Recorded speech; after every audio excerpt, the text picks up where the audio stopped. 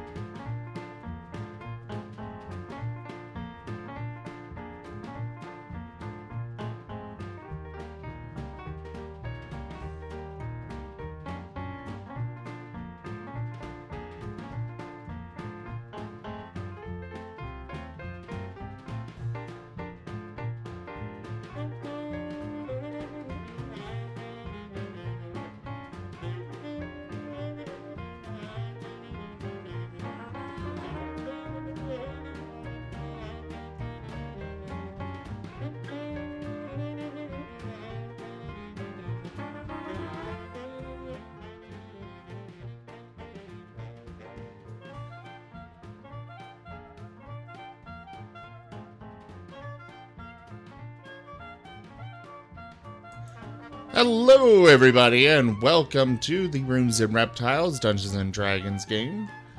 I am Razim, and this is a game of funness and things. Perhaps horror. Yes. As our resident announcer of the intro, is rather feeling under the weather today in regards to his voice, I will be doing the recap. Last time on Rooms and Reptiles, the mansion was good and finished, and our band finally got to messing around with their new mobile mansion, plotting the room layout and learning its workings. Gestalt was the general manager with his new tricorn hat. During their travels, something seems amiss, as the group seems to have had a collective nightmare about something in a mirror. Sully talks with Rok-Rok about making a mirror and breaking it to see the effects. However, as they submit their revised plans and step inside, the wagon is attacked by wyverns with orc riders. One almost gets away, but is shot down. Now we'll have to see what happens next. On Rooms and Reptiles. We don't have theme music, I'm sorry. Why aren't you the announcer more? No. I should be. Yes, this works. So. Yeah, I mean, as an independent party, it would make sense for you to be the one to read these. Would make sense. Well, since the party seems in consensus, we'll discuss it. I said anyways. When we left off, you just had conquered these wyvern riders. And last you saw, the remaining one who tried to flee fell through the canopy of thick trees to the north. And right now, on top of your cart, on top of the shattered, not really shattered, more like broken and bent ribs of your cart's awning, sits a still warm but very dead wyvern with an orcish rider perched atop. The recent sounds of your battle and the cries of the deceased have echoed and faded away into the background, with only the thin rain and gentle wind whooshing through the trees and making the area sort of wet and pleasant. There's a very pleasant smell of a forest, trees, almost like trimmed grass. However, it is still very dark out, and eventually the crickets do return, chirping endlessly in the background. Rok-Rok and Riku, you had just finished your little violent episode, though very I'm trying to think of the right word. I just really can't think of it right now. Either way, what do you all do? I'm gonna go collect teeth. Also, give me a survival check. Real quick, Rok-Rok, could you help me get this wyvern off our cart? Sure. Like all of us, maybe? Oh no. That arrow that hit you before, it's still pissing you off, and you can't focus on the teeth, and you break some, and you just you're not a very good harvest. Can I chuck this corpse off the thing in a fit of rage? Go ahead. Let's be more careful, please. Oh yeah, totally. You don't actually get it off the ground, but you kind of just looking down at its head and all the broken teeth inside its mouth. You only gain a handful, maybe like 3 or 4. you just kind of grab at its neck and start pulling. And the cart is actually at danger of tipping over as it's being sort of pulled over with it. Oh, jeez. One of the shattered ribs from the cart, the wooden ribs that hold the canvas up and in place, seems to lodge in one of the open wounds in the underside of the wyvern. And before you know it, your wagon is indeed tipped all the way over.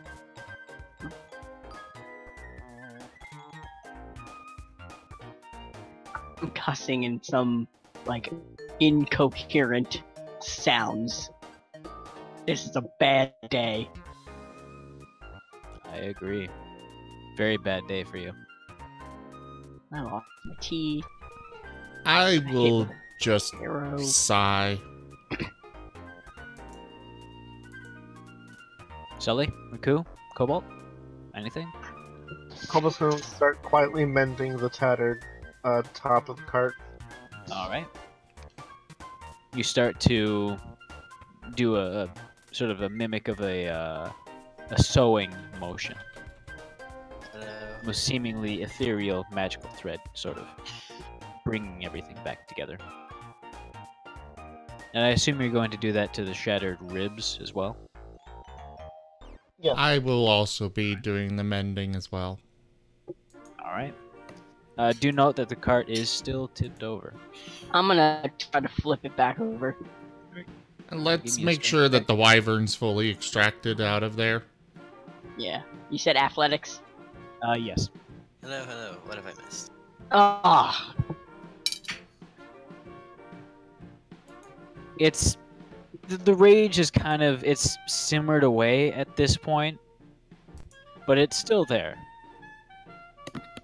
However, the wyvern is very, very heavy. You barely manage to get that rib out from its gaping wound, and start to drag it along just enough so that it's clear of the cart. And in fact, in your hand, it twitches very violently, just like once or twice. I'm gonna take my axe and just slam it straight on its face. All right. Like in the neck or on the skull? On the skull. Skull? You hear a... As you bring your axe up and slam it down, you hear a wet, heavy cracking sound as the axe embeds itself into roughly just above its eye socket. It is very firmly lodged in, and as you pull it out, you see that there is a clean passage to a little bit of brain, looks like.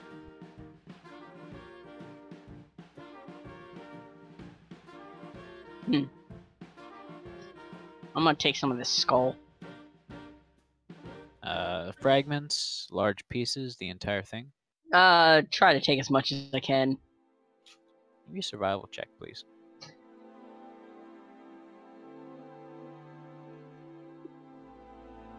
Not doing so well on these survival checks. No, I'm not.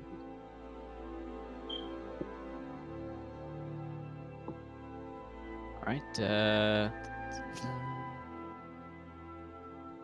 I would say with a good amount of effort, you'd be able to maybe get the upper part of the jaw along with some of the eye socket. Alright. Over the course of about 10 or 15 minutes.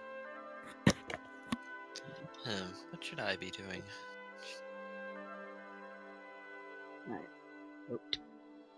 Cool.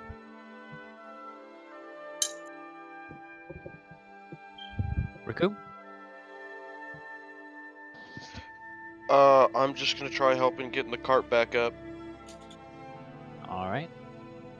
After about 15 minutes, Rok-Rok, you have the upper half of a skull. There's still a lot of brain inside the skull.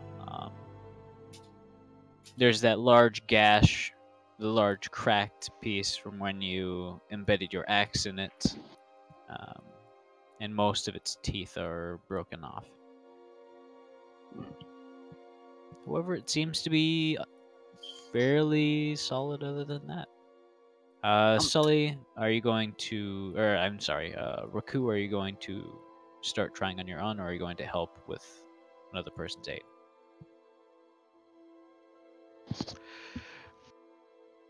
I guess I'm just gonna try to start doing it on my own. I'm assuming I'm visible now, and that if anyone wants to walk up and help, that's fine. I guess he's still irritated about having an axe thrown at him.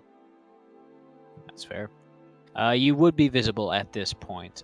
Go ahead and roll a strength check.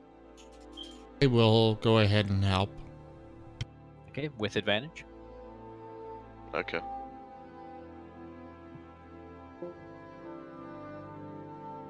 Very nice.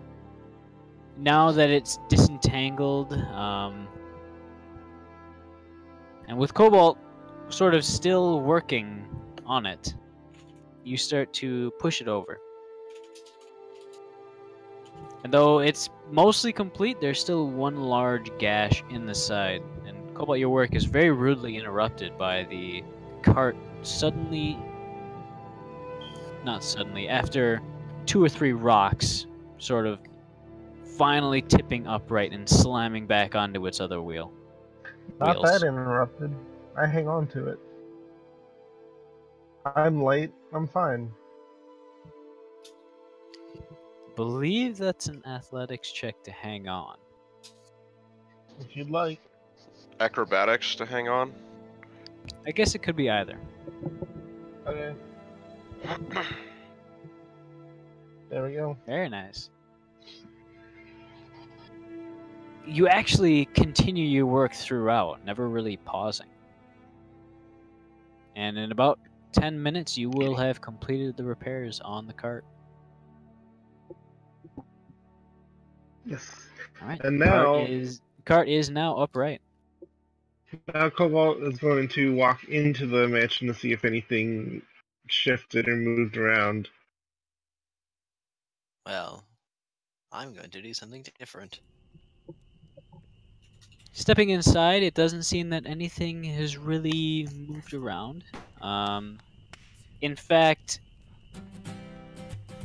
Gestalt, in his free time, has made a house of cards on the table, which is still upright.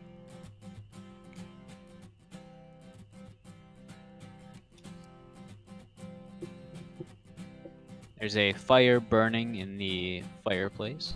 It seems to be just continuously burning. Obviously, There's a servant.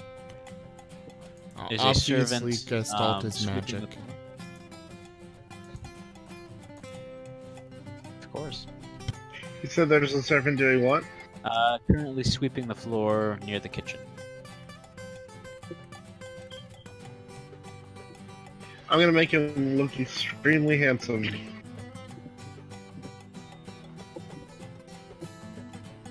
And then, Depends you know, on leave. Cobalt's view of handsomeness.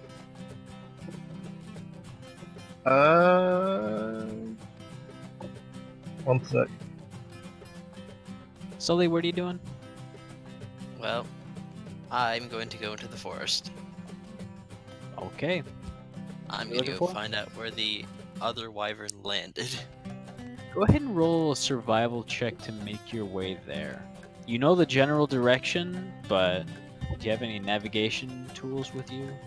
I don't believe so. You have Cobalt, Check.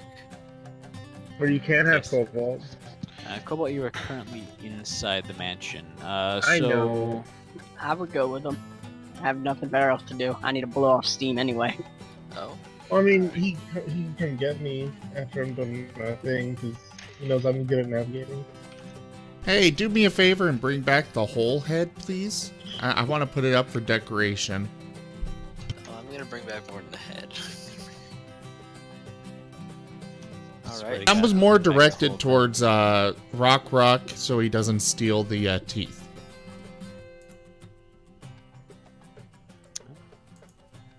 Alright, so who's coming with? I'll go. All right. Oh, well, that was a bit painless. Roll with advantage or without? With advantage, All right. since you got 2 brains working on this.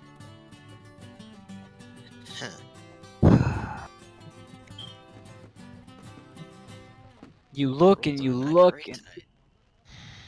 yeah, you're just. You could have sworn it was just around here. Can you give me a perception check? Yes. I mean, you still kind of. You still kind of know where you're going spatial wise. You think the cart's probably in, towards the south of you. But yeah, you could have sworn the wyvern would have fallen around here. You kind of see if you can smell anything in the air, maybe a brief glint of metal. For a brief moment, you actually do see something kind of shimmer in the dull darkness of the forest. Well, Can't really I'm tell after its you. exact location or distance, but it is a good ways out. Well, I got nothing better going on. Let's go. You start heading towards that glimmer. After about 5 minutes of walking, you do come across what made that, and it is in fact the wyvern. Kind of taking a cursory look around, it looks as if the orc might have been crushed beneath it as it fell. As it isn't connected, but it is lying beneath the base of its tail. The wyvern fell on its back. You can see the Crushed by orc's bullets. legs. You can see the orc's legs kind of sticking up, not moving. There are no arrows in it. There are a lot of. Alright, spectral arrow. Doesn't seem to be carrying any extremely heavy or maybe intricately made armor. However, there is a leather harness which is sort of identical to the one on the other wyvern.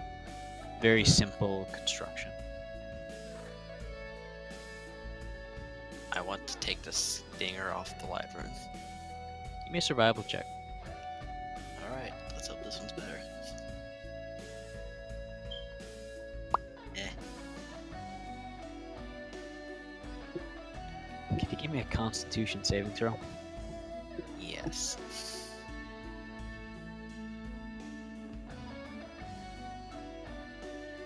What's the DC on this? Give me one moment. Cobalt, did you come to decide what you would like the servant to look like? Yes, I rolled some dice, and this one's a half orc. Alright. Male, female, dress? Male, butler, I guess. Okay. Wait, What no, does this he is a look half like? orc. Yes. There's a half orc. They're like, he's wearing like battle leathers, even though he's not going to be fighting. Okay, so like a sort of hardy type? Yes. I got you. He looks like he'd be using an axe.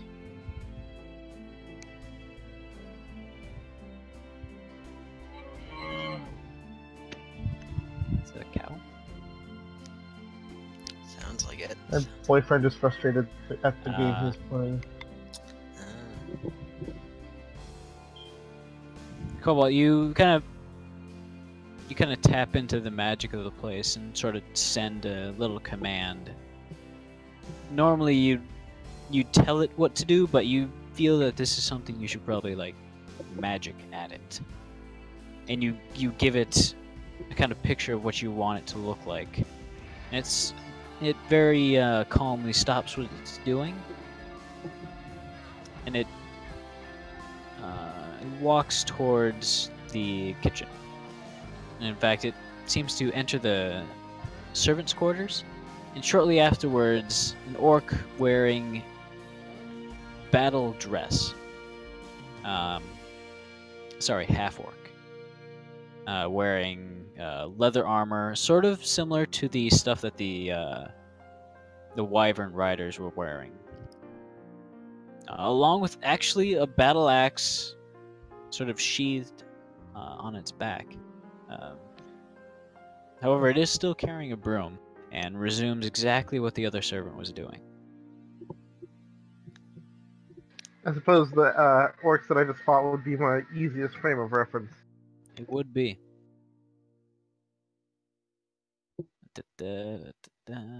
Alright, Kobol's gonna grin and then leave. Alright, as you head back outside. That is a lot of D6. Sorry, D6.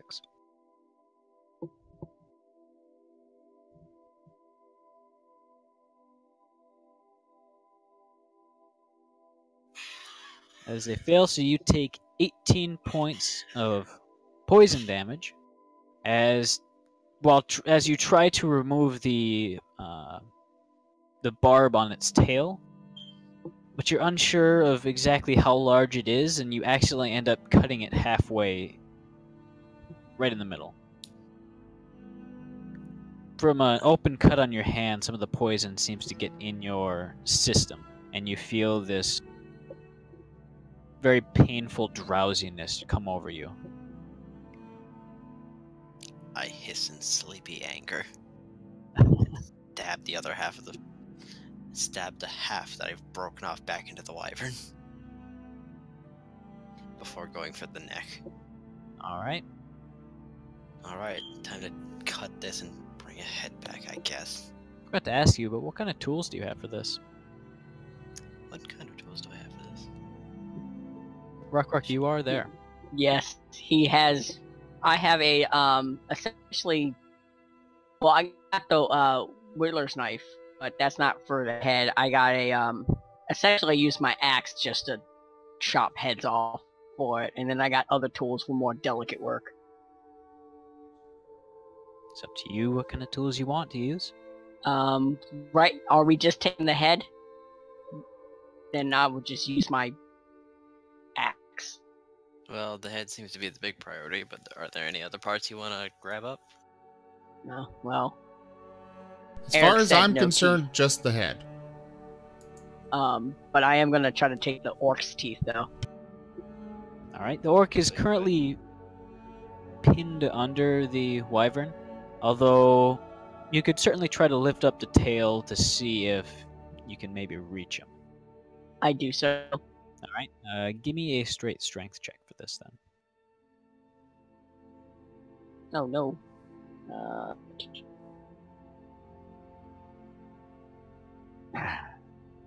You reach down, kind of opposite of where the legs are. You figure you might have a better chance of getting to it from there.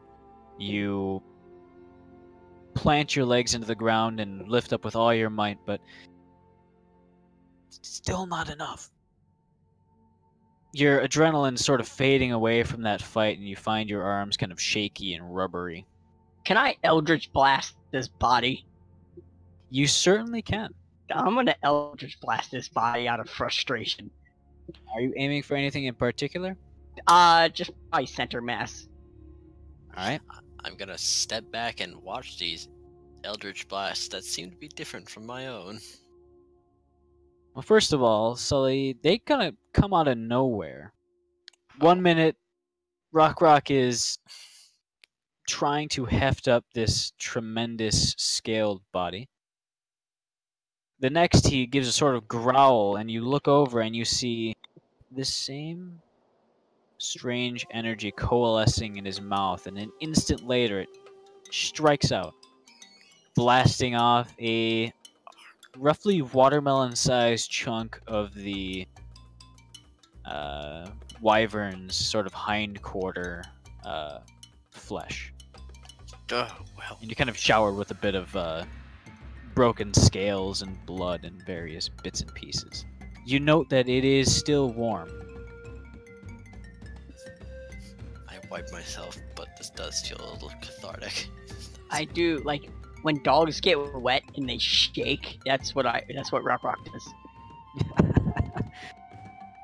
I heard a scientific theory that you need fur and, like, loose skin to be able to do that properly. And it's Rok-Rok. Fair enough. You shake your head and your whole body. A little bit of the blood comes off, not all of it, but that's kind of been the ongoing theme with cleaning yourself off of blood. Yeah. You know what? I don't mind this. Let's just destroy this thing. Why not? I am going to take the Eldritch head, Blast. Eldritch Blast. As Sully, you join in with an Eldritch Blast, going a few feet forward, sort of towards its midsection. You just kind of point your finger out, and a point of force explodes right at the scales. Again, blasting slightly. Actually, no, it would be the same size. Chunk Can't- of flesh, just kind of. And you can I hear can't a believe this thing small hurt me tinkle as it sort of. while it was dead. How dare it? So, you want to take the head? though. Yeah. Yeah, let's take the head. I'd say with the tool you have, you would not need to roll for it, as you kind of square it up with the axe, reach back, plant your legs, and bring it downwards as hard as you can.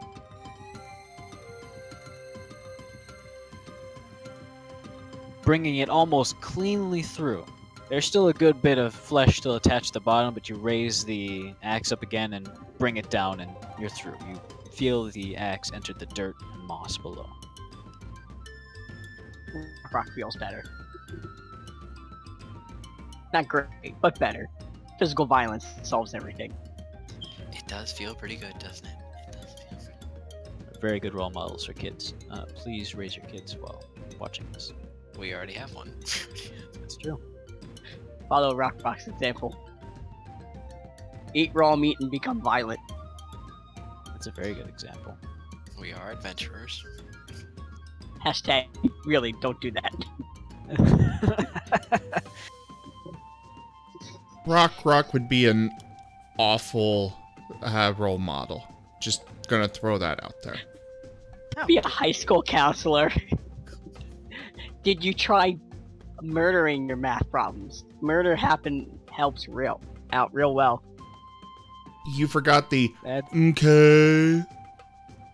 No, hello, Mr. Mackey. Okay.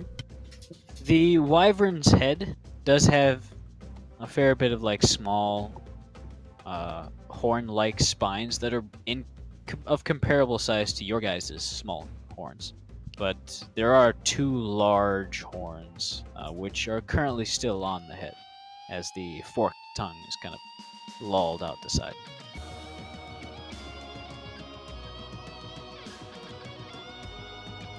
I want to take the horns. Or at least one.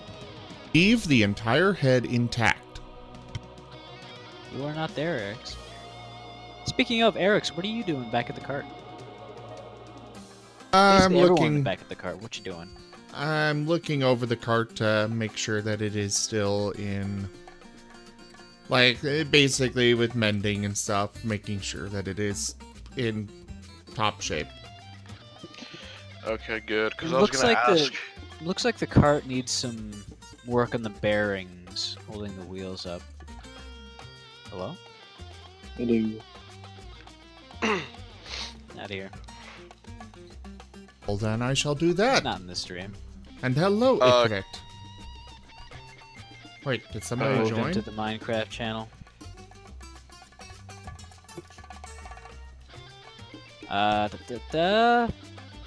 But yes, sorry.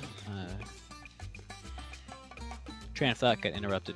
You take a look over the cart and notice that it does need some work on the bearings, like maybe some grease, maybe switch out the bushings. In time, it'll probably begin to eat away at the axles and start to cause problems. I can, because I was looking over the cart and I was actually going to ask someone to do mending. I can swap out the bearings because I have spare bearings, and a jeweler's kit would probably be good to do that. I also have a tinkerer's kit. Those are excellent tools. Do you have what kind of experience do you have with machinery? You do have lock experience, but more like heavy sort of. I mean, it's an axle. It's not too heavy. It's not too. It's more of the operating principles, I guess. Yeah, the complexity behind it, but there's really not much. yeah. I'm thinking out loud at this point. You yeah, can go ahead and compared make to a that. tumbler, yeah. Yeah. I'd say you go ahead and make that check with proficiency. So dexterity plus proficiency to. Well, first of all, you have to get the bearing out. Yeah, and I have the tongs from the jeweler's kit. True. Currently, it's under the cart. The cart is fairly heavy, as it still does have that trunk of holding in the back. It's kind of off to one side, so there's still an aisle to walk down the middle and into the mansion. So I'd say at the moment the cart weighs 250 pounds. Which, if you're trying to lift it up one half so that you can get to the axles, I'd say you would not have to lift that whole weight. Maybe half of it. I will help out. All right. I'd say with the two of you, you'd definitely be able to fashion perhaps some jacking blocks, as well as a block stands. Either way, you guys, I'd figure you guys could lift it up, get the axles off, mostly with Raku's expertise in the mechanical, and start to refurbish the best you can. However, the bearing, after you smooth it out, you get it sanded down. I'd say Rok-Rok and Sully, you would arrive at this point. Excellent. With the head, presumably. Yes. I mean, yeah, I literally have spare ball bearings. Oh, I was thinking more of more of a bronze bushing, a large bronze bushing. Since ball bearings or proper bearings as we know them today are fairly expensive. Carts like this are fashioned with bronze bushings, which have fairly low friction, but they're very easy to make. Okay. Let me see. You smooth it out, you get it sanded down. There's a good amount of material lost, and there's a lot of play inside the bearing journal. Yeah, but I've got my crowbar and various prying things for my thieves' tools. I have the tinker's tools, and then I have the jeweler's tools, which I feel would be very helpful. And then hell, I have the spell coin for grease, if I wanted to grease it up. That may work. In the future, you'll probably have to buy new bearings. Yeah, I'll just keep eventually, that in mind. But you could probably get by on this for a good while longer, now that you've worked with it a good amount. Okay. So you want me to roll? Yes, go ahead and roll a dexterity check with proficiency. Okay, I just essentially changed my thieves' tools check to... Jeez. Various, yeah, that's good. It's a fairly simple operation. Yes, sanding out the imperfections, and applying a fresh coat of some lard that you have left over from a meal. But yes, you think that it'll be good to go for a while longer now, maybe 2 or 3 months of fairly constant use. All right. I'll get up from under it. Do you have one of those wheeled cart things that mechanic uses? I mean, I'm sure I could have made something. No, I'll just crawl out. You are fairly short anyways, so... I'll cast Prestidigitation to clean up my scales from laying on the ground and dealing with grease and whatever. Alright. As you both lower it back down onto the axles and the newly greased bearings. It doesn't look faster, but it feels like it'll go faster now. Rok-Rok and Sully, you guys have kind of watched this process finish up. As Rok-Rok, you hold the still dripping head of the wyvern. Sort of a faint green hue, sort of like a copper hue to its scales. Tarnished copper, of course. I'm just gonna drag the head to Arix, just plop it on the ground. Oh, good. Thank you very much. I grunt. I'd Give like to Raku go get Cobalt, since he seems the most proficient with cooking amongst us, and have him help me clean it down to just the skull. I would like to try and keep some of this, or as many of the scales as I can, though. Okay. Not sure how much cooking translates into that, but I'll definitely try. The butchery of animals like this is... I'd say that fall more under survival. Well, we can still work together. Yes. I can help out. Yeah, That I can't works. give I anyone have- advantage. I'll I have can't give Raku anyone help. advantage with that though. I have the screwdrivers and the crowbar to pull out the brain and stuff, and then Prestidigitation to dry out the inside. Cobalt, go ahead and roll. I believe we set aside a cooking skill. Well, I mean, Go ahead and roll cooking with advantage. I figured that it would be Raku and I then, because Okay. I've got a +8 to survival, so... Yeah, and I can't give help with survival because I'm not proficient in it. Yeah, I'm proficient, so I can give help. What's your bonus, Raku? +6. Alright, I'll roll. With advantage, Dova? Yeah. Did he reply? Yes, I did. Oh, okay. Go ahead. Boom! Very nice. It is cleaned. Finally on a survival check. Yeah, wow.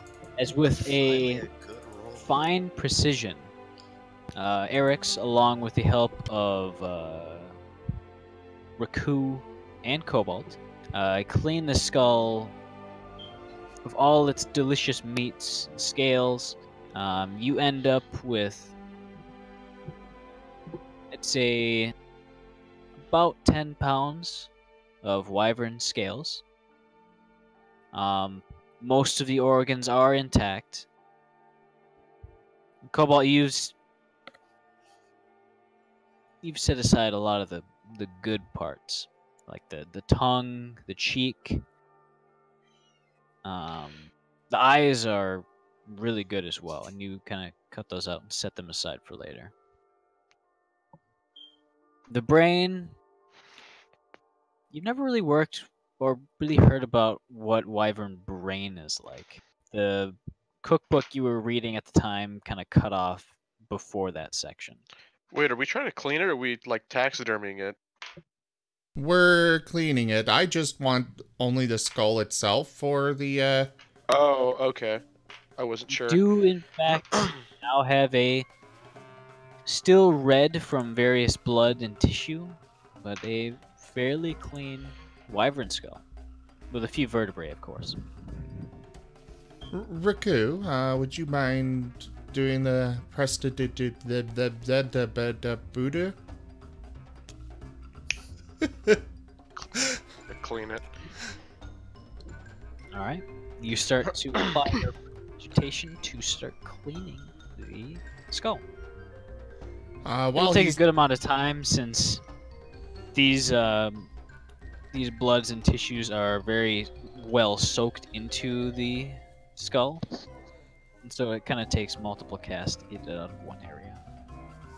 While he's doing that, I'm gonna move the wyvern scales into the trunk of holding. All right. You know, I've got this bell. We could mount it inside the skull and to the outside of the cart as our warning bell.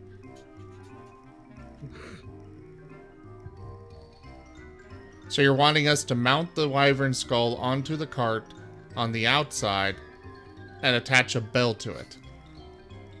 I don't know. Sure. Or you can put it inside. I don't mind the idea of putting it on the outside. It's more the idea of the bell.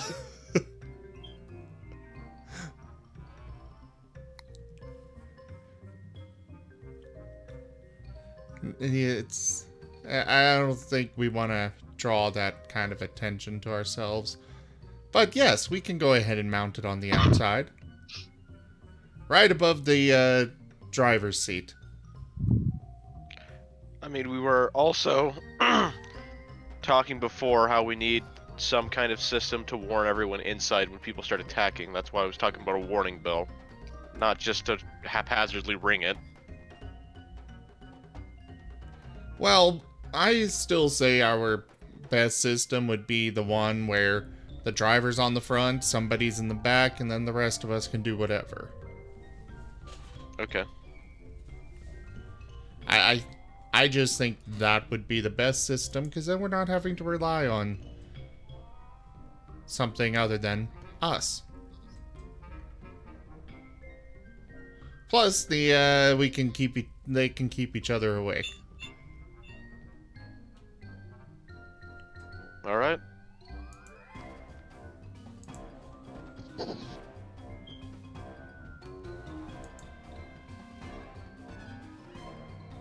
Pro tip, don't rely on me to move the story ahead. I absolutely love it when you guys take initiative. Well, I think me and Sully have something to do before we are attacked by things in the sky. Yes, we were. Yeah, and I was continuing on my document forgery while I was working on it. Have we healed yet? No, we No. It would have been considered a... Actually, no, you guys have all been working fairly hardly, so no short rest, no long rest just yet. Okay, I'm gonna do some hit dice, because I got some damage. Are you gonna sit in, like, alongside the wagon, maybe? Or take a break inside the wagon? Yeah. Before that, Rok-Rok, could I get your help mounting this skull? Sure. Well, you're the strongest of us all, so... I figure he would hold it up, and I would use various rope that I've got strewn about. Okay. Do you have experience in carpentry? Or perhaps I've read a book.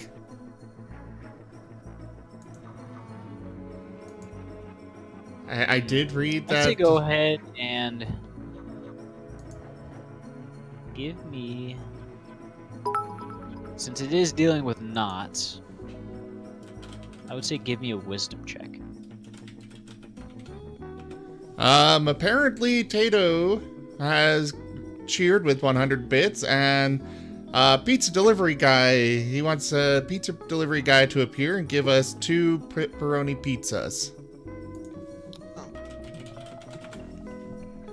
Or we could just have that magical mail.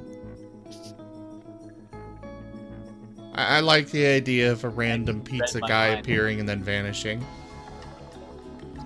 We mug him for his pizza. Damn it. What? Tato, I was gonna do that exact same thing. What?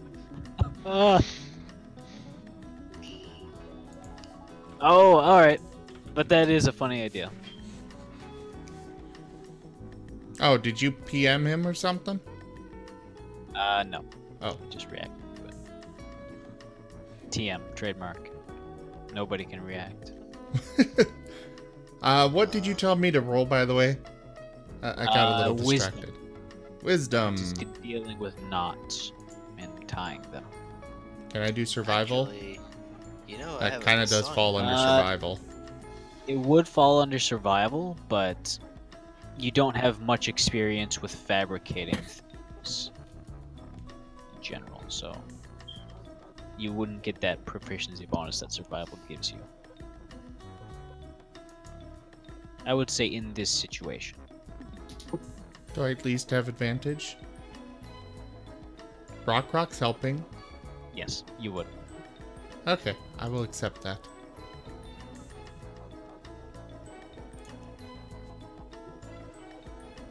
Not a bad Alright. roll. Rok-Rok's guidance, you make a few mistakes, but Rok-Rok kind of points you in the right direction, and you sort of tie it around the horns and through some of the holes leading to the ears and get it nice and secured to the front loop of the carriage. Are you mounting it on top or kind of in front? Somewhere it wouldn't be in the way of the driver. Okay. So not, hitting the back of his head whenever he's driving. Yeah. Okay. Which we don't need a whole lot of clearance being kobolds, but still. You mount it fairly high up, and there is definitely enough room for all of you to drive the cart. Not really stand right up in the middle, since you would kind of bonk up against the bottom of this, but it looks very intimidating, especially considering the size of the cart. The actual skull itself is about maybe 2.5 feet long, which essentially is going to completely cover the driver's position from the rain. Oh, extra benefit. Exactly. But you still do have that water displacement rod. I mean, that's good However, too, but... Yes, I don't think that was actually implemented in any way on the cart. No, we didn't put the water rod on the cart. It was just assumed the driver was holding it when it was raining.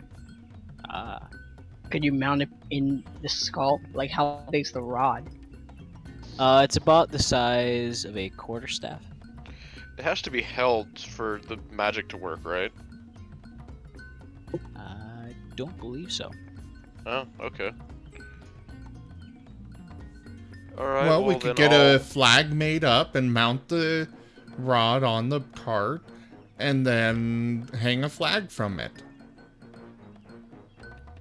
You know, disguising it from being people thinking it's odd. I mean, an ivory flagpole would be odd.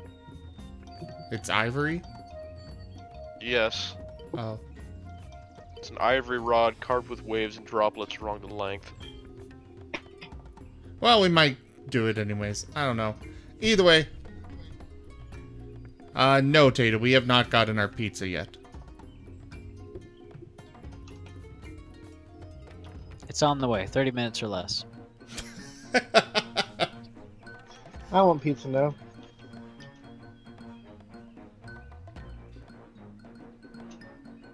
Probably not gonna get pizza, but you know. It's a dream that counts. Pizza is great.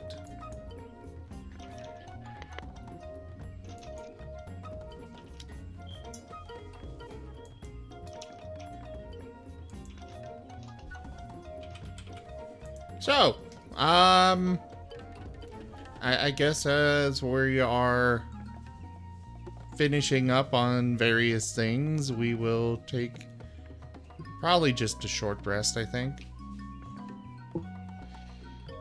Okay.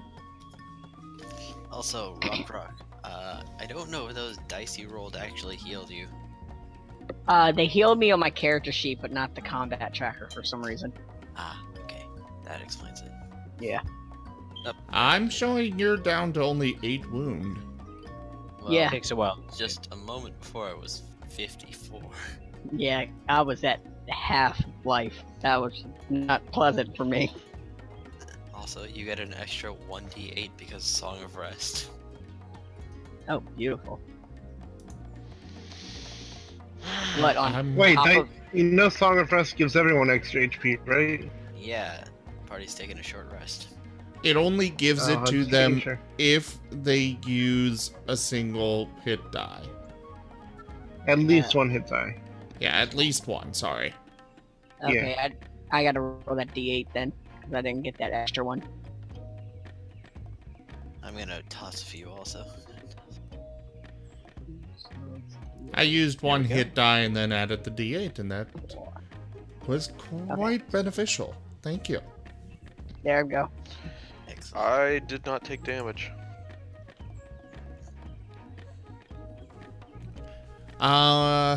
During the short rest, I would like to go ahead and cast Find Familiar to bring Kale back.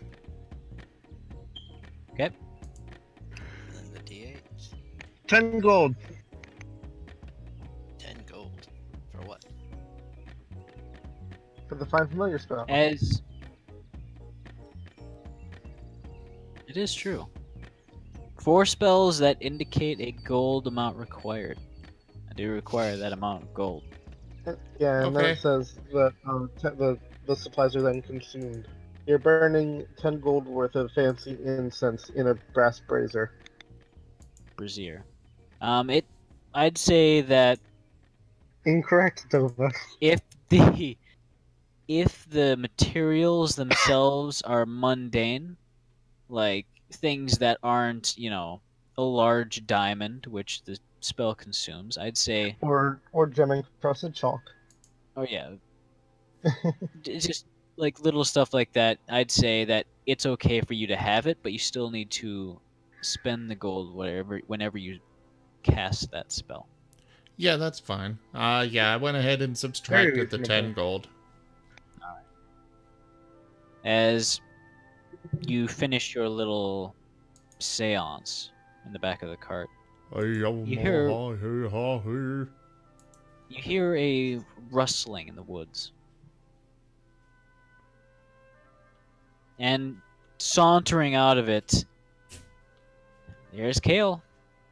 He looks very disappointed and very indignant right now. He kind of saunters up, jumps into the back of the cart, and almost like crosses his arms, looks directly at you, Arix. Sorry. I'll work on it for next time. Hey, Dova. Hopefully there won't be a next time for this, but I'll still work on it. You see I'm gonna Kale. send knot rations in weasel form to try to comfort Kale. As do you have anywhere special that you're keeping him, or is he just kind of in? He just kind of hangs out under my cloak because he can kind of take up whatever space he wants. Okay. Is out from Like, the folds down of my Cobalt. Yeah, out from the folds of Kobold's coat. I need to say that again. Okay. Out from the folds of Cobalt's robes. No, you still comes- got it wrong. Fuck it, I don't care. Comes a silvery weasel, kind of like a ferret, who skitters down and loudly thumps onto the cart. This thing is heavy. It's rather dense for a ferret. It sort of climbs up the bench towards Kale and sort of nuzzles in its ear and gives a cute little scratch, like by its neck. Kale seems to loosen up a bit, and you feel in that moment that your link reconnects.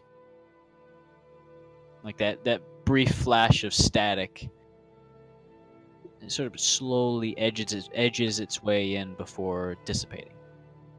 You now have full control over Kale. Yay. I will pick him up and put him back onto my shoulders where he normally stays. He seems to settle back into his normal position. A very reluctant forgiveness sort of emanating from him. If it helps you, we're a big help.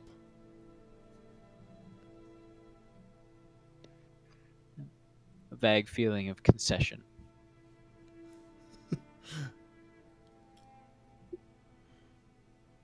So, Riku, you continue work on your forged identities, as it were, as you're trying to make everyone here of the same lineage, I believe. Or that was the gist of it, to have everyone be connected in some way. Essentially.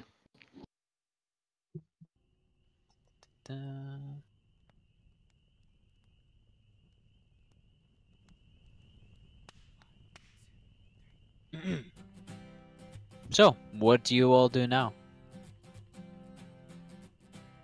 We would head on out. I'm All gonna right. go in the mansion and do that mirror thing.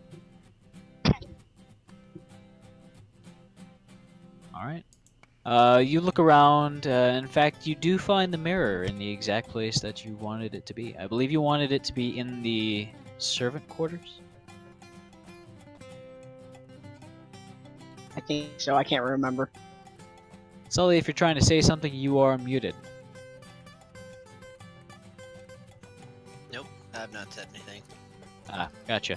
So, Rok-Rok and Sully, you're going to head inside to smash a mirror.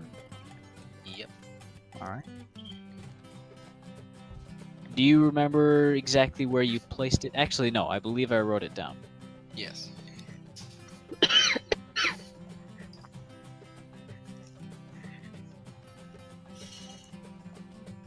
Ah, yes, I believe it's actually inside the Grand Hall.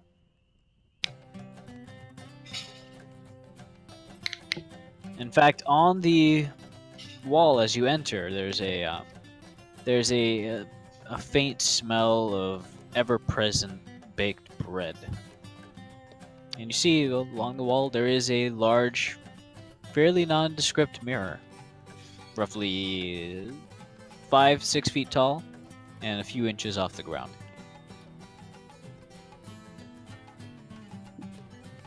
Go over and look in the mirror. All right. Can you give me a perception check? Sure.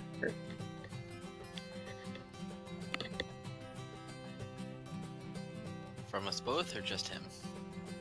Both of you, if you're really gonna start looking closely. I think I shall.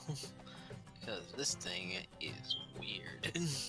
Rok-Rok, you notice a strange, like, ingrown scale just below your right eye.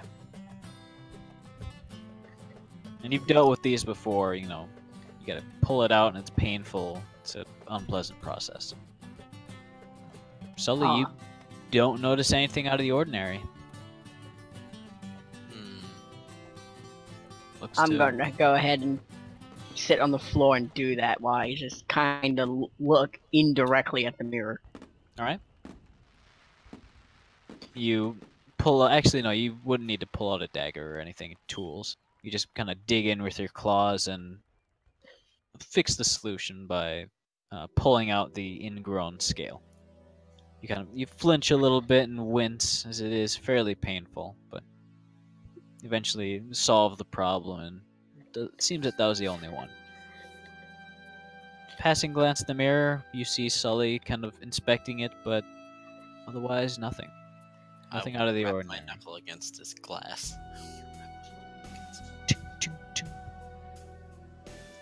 Reacts about the same as you would expect a mirror to.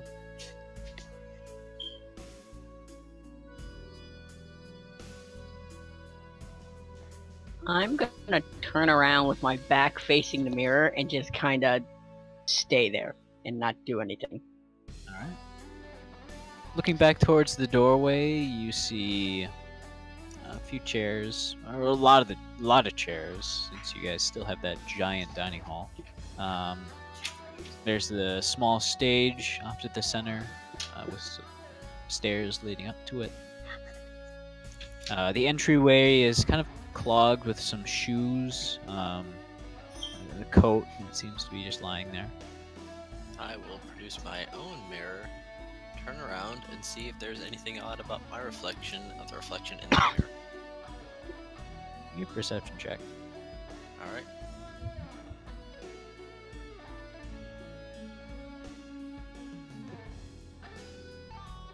Kind of looking at this, you're testing out all the ways to look in the mirror, I guess.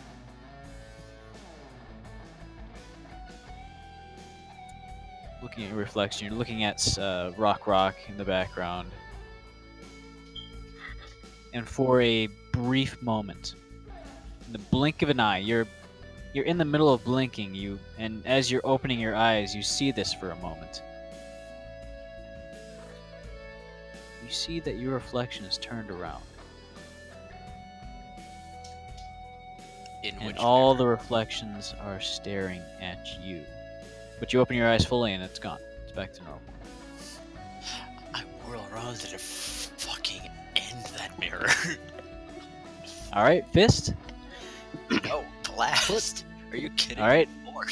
Force all the way. As Rok-Rok behind you, you hear the whirling of claws on carpet as a tremendous, almost a thunderous blast just erupts, and the shattering of glass following briefly afterwards. As you instinctively turn around, you see that the mirror is shattered utterly and completely, with a pile of silver dust sort of laying at the bottom on the floor. I will stand there, my hand extended, and just say, boom. As this happens, I immediately draw my bow and pull the string back. Just as a natural reaction. As you're up in your... Actually, no, you would be kind of in the common area. Oh, okay. You'd be in the common area, I'd say. As you push your chair back and draw your bow, just kind of pointing at nowhere, there's a slow, dull, fizzling sound from the spectral arrow as it's laying in place in the bowstring. It's all quiet again. There's this quiet crackle of the fire. The faint background noise of a half-orc servant sweeping near the kitchen. And that's really it. I'm gonna look at Sully quizzically, like, okay. There was something very wrong with that. Sorry, but I don't know if I killed it. I'll carefully let the tension go on my bow. Alright. As you reach about halfway, the bolt just sort of dissipates. How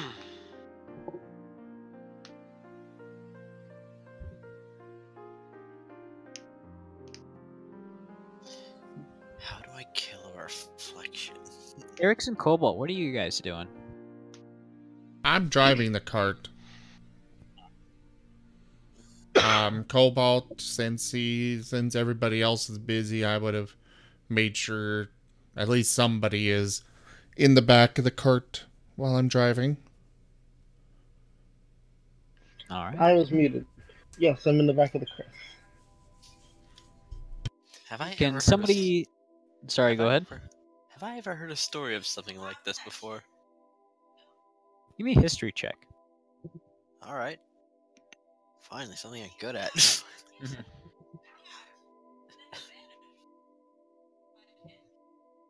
I refuse this. Here's a lucky roll.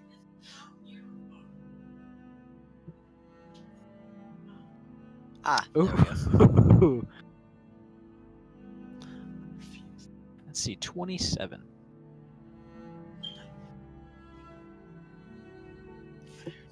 Well, it's certainly not good. That much you can ascertain just by, Oh no, just by my intuition. reflection's not following me anymore. Yeah. Surprisingly, there's very little superstition regarding mirrors.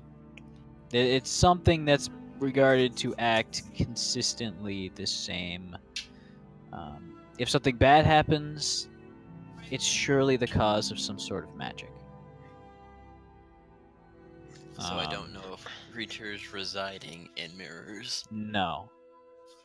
There's vague folk tales about creatures that can sort of inhabit your mind. But the signs that they're there are much more blatant than this. It's sort of, they take control from time to time, and that seems to be something that you would certainly notice. And it's certainly something that other people would notice. Should we ask our personal Deus Ex Machina? Well, I'll relay what I know to Rok-Rok, as he is probably the one who would have had experience with this. But then I'll try and find Kobold and see if he got any magic knowledge on this. Actually, what am I doing? Let's go to Shulu. That's what I was talking about. Yeah.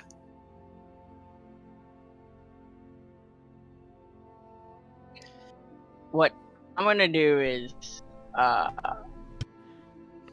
try in a very hard descriptive way of trying to get a mirror in my room. Okay. You can't find any mirrors right now. No, I want to like draw a concept and put like the blueprint in my room in the little mailbox thing. Okay. Can you give me a dexterity check? Sure. Yeah, that's about right. You take one of the completed blueprints out of the bottom slot of this sort of mailbox thing. It's got everything that's sort of been redrawn with almost a straight ruler. And it looks very official. And you grab the quill, and this is a very foreign tool for you. Have you ever seen, like, the way I imagined it, I don't mean to interrupt you, it's like a kindergartner grabbing a pencil with, like, the palm in there. Yeah. There we go. Alright. Totally. And you kind of look over at Raku, who's gone back to forging documents. He's like scribbling down with a pen with furious efficiency and speed. You kind of look over at him for a moment. Scritch, scratch, scratch. As you kind of roughly drag the pen over. You kind of point at it. And you go to label it, but...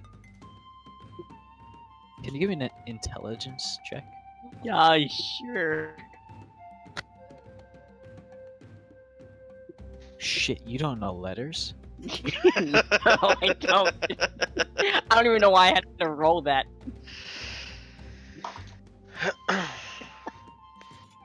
So you've got an arrow pointing at this thing that is roughly identical to the thing that was drawn up in the common room. Just copy it. There's a lot of like squiggles near the other one. You could certainly try to mimic that. Of course, the pen is mightier than the sword. Would that be sleight of hand?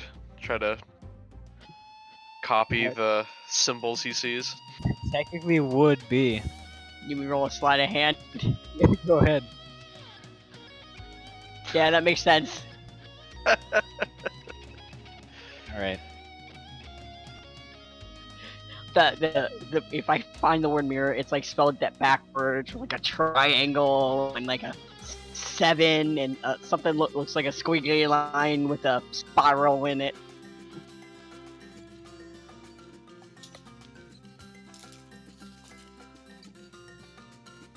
I'll probably end up breaking the mansion.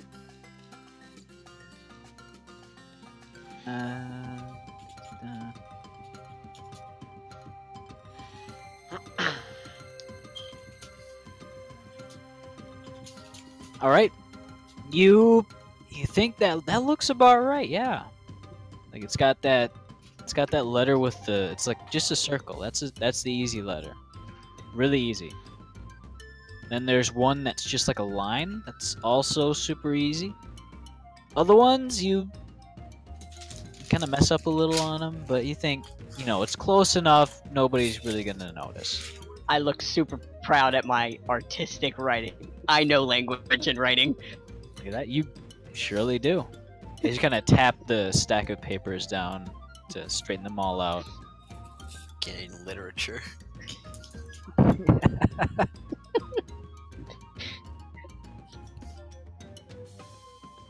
Yes, because I know how to read. It's a thing. I don't know who said I don't know how to read. In fact, you can read so beautifully, it makes me cry. The house is gonna have a spasm. You finish it up and you place it inside the slot as you've seen Kobold do before.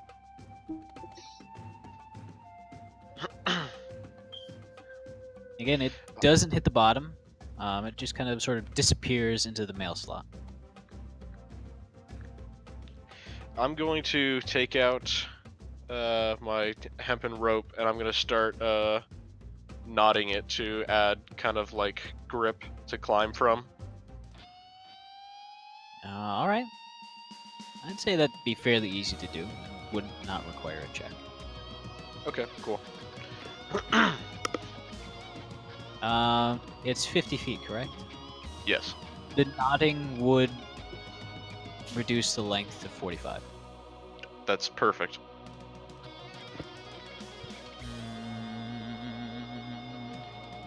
What was the door that, I guess I'm talking to Sully now. What door did you guys use to get to the what was it, the hidden city? Well, the first time we used one inside the mansion. Next time, we'll just use the door to the mansion. Well, the door to the mansion's just a tent flap. What I was thinking is I can just hammer a pin into the floor and then just throw this rope out because I heard you guys had trouble last time. You can just climb down it. Yes.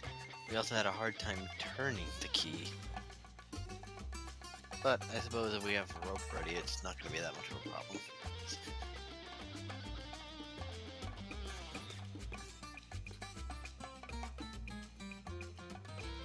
Up to you guys. Can somebody outside give me 2 d20 rolls? Oh boy.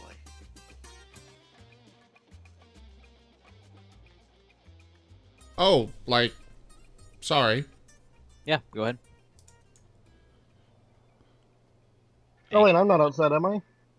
You You're are. currently in the back of the cart. Okay. Oh, outside isn't out of the mansion. Yes. Okay. You said just 2d20s? Eric's got them already. Okay.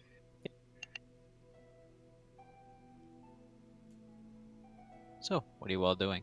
The trek outside is fairly uneventful. And eventually, the sun does start to rise over the horizon. You're feeling very tired. All of you, really. As you finish up this whole mirror business. And start to muse about your next plans, you feel that it's about time to get to rest. Sully feels the contrary. I don't want to sleep until this is resolved. Is the mirror in my room or what I hope is a mirror? No, actually. You recall that, We have to leave for it to change. yes, nobody can be inside for it to change. I'm gonna walk out. Would it be safe to assume that everybody would be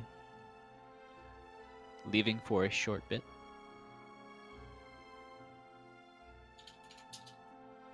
Raku? Sully? What was that? Sorry. Would it I be will safe to step assume that outside. you all would be leaving for a short while to Yes. apply changes? Alright, Sully? Okay, yeah. Alright. As What kind of changes? Getting a mirror. Rok-Rok is adding a mirror to his room. That kind of change. I thought you meant like we're taking a break from the screen Yeah. kind of thing. That's why I was confused. I was confused. You kind of close the door, or you close the tent flap as you all kind of empty out into the back of the cart, Gestalt included. Can everybody outside?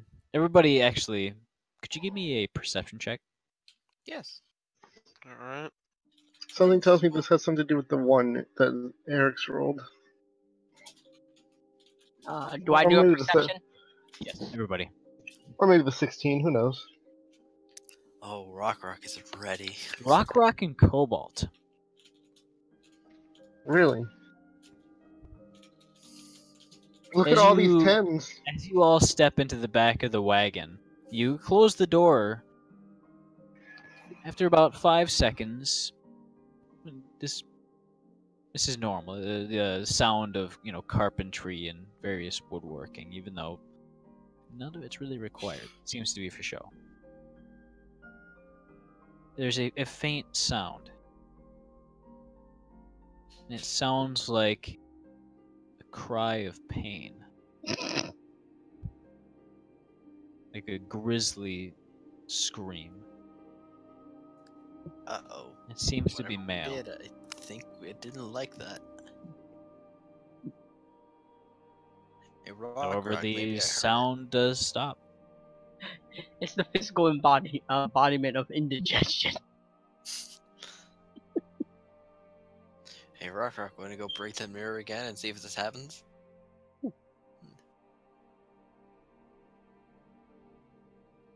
Rok-Rok?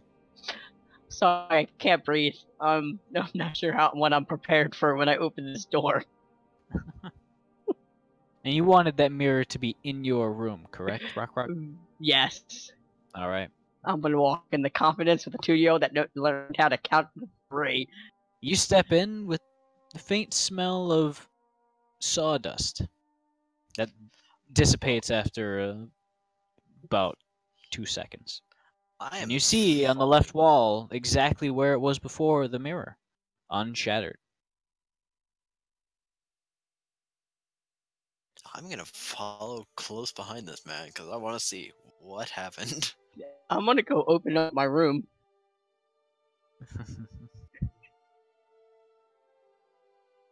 You open up your room. Everything looks to be normal, except when you look to the left, just along the interior wall, you see slumped against the wall, blood leaking out of his torso with a tremendous knife implanted into the center of his chest. The dead man. He looks to be human, wearing common clothes.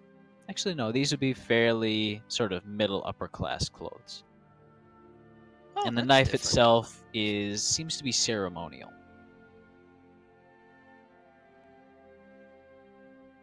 Is that the pizza man?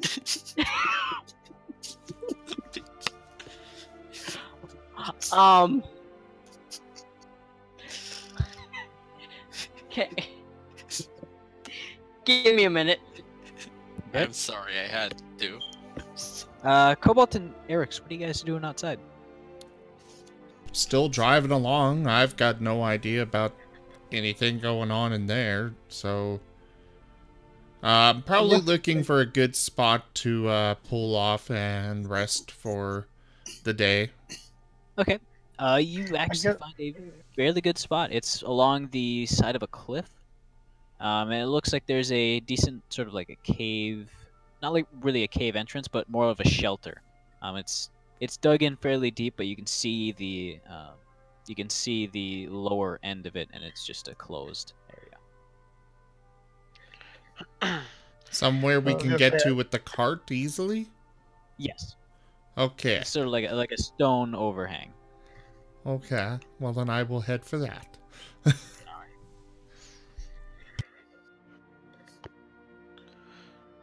The cart is now parked, and Donkey starts to graze on the fairly luscious-looking grass that's growing inside, just inside the entrance.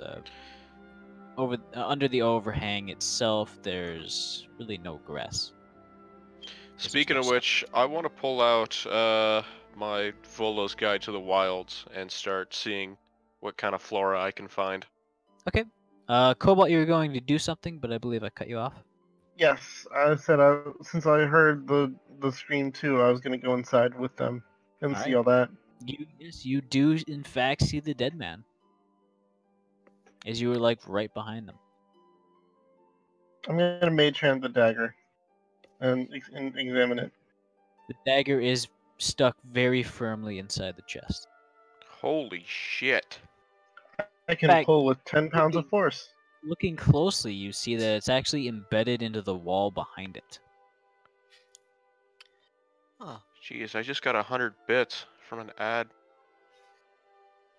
Sweet. Really? I haven't Ah. watched an ad forever, and last time I did, it gave me 5. Sorry, that was random, but that's interesting. From what I can tell, the ads are entirely random. I think because nobody knows exactly what how it works. But what I'm thinking is basically an advertiser is like, we want so many people to watch this, and we'll pay this much each.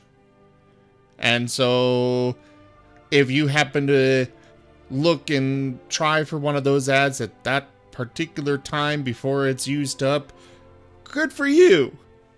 Otherwise, well, you're SOL, I guess. Alright, anyways. That's my guess. But yeah, moving on. So, what are you doing?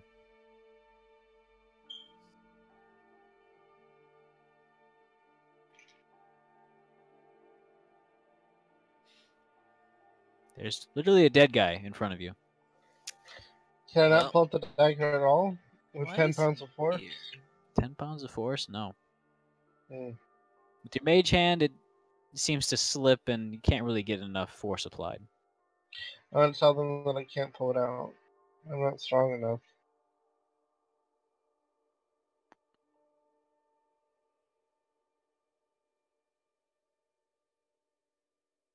Anyone?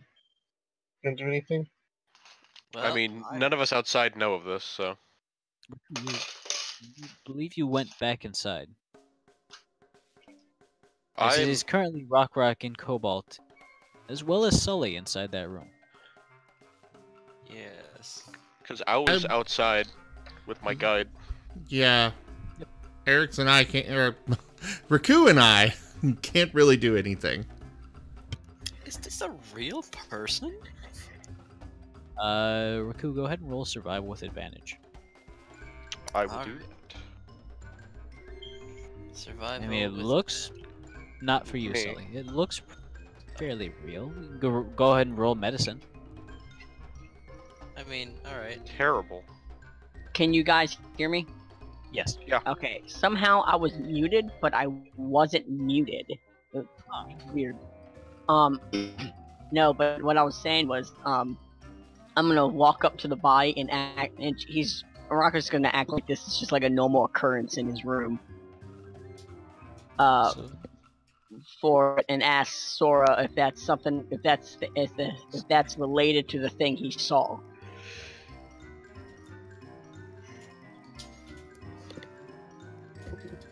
So you act very casually about this whole thing, and everyone, the rest of you guys in there, Sully and Cobalt, you kind of hear him mutter under his breath, very faintly, something. You're not sure what, but If you want that tip, you're gonna have to speak a little louder, sir. If you want that... about almost instantaneously, you receive an answer from Sora.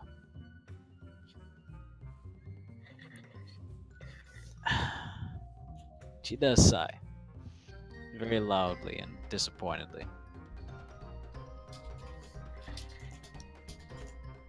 I'm still fascinated by the fact that how you're still illiterate.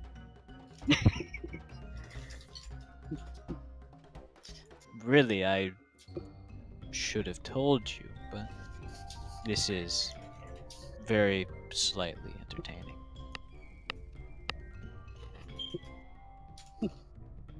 I shrug.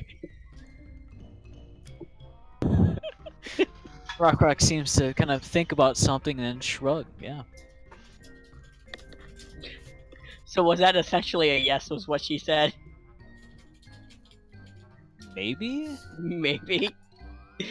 Oh well, I'm gonna start pulling the teeth out Of the man? of the man. You know, he might still be alive. You notice that there's no mirror in here. Oh. I'm gonna tilt my head sideways and just kind of look around and, and go back to pulling the teeth. Rok-Rok, this might be your mirror. You should break it. Break it Survival hard. check for all the teeth.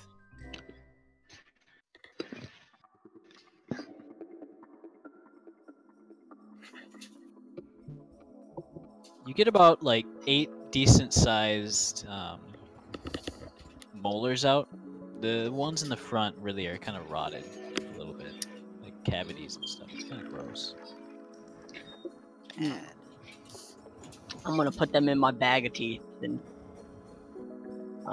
just kind of. Can I do a perception check on the body that I'm closer now? Sure. What are you looking for?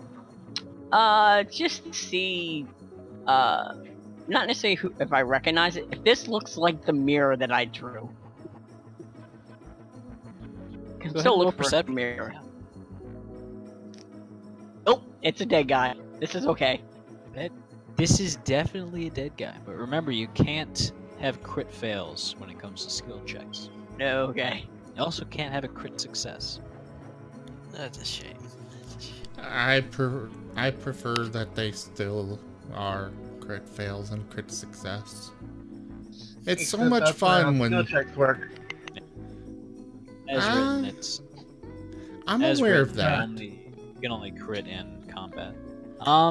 but it's still fun when is you've got definitely- somebody that crit fails so can't many have it- times he starts worshipping a gate. You Rok-Rok. can't have. Yeah, This because definitely if doesn't look like a mirror.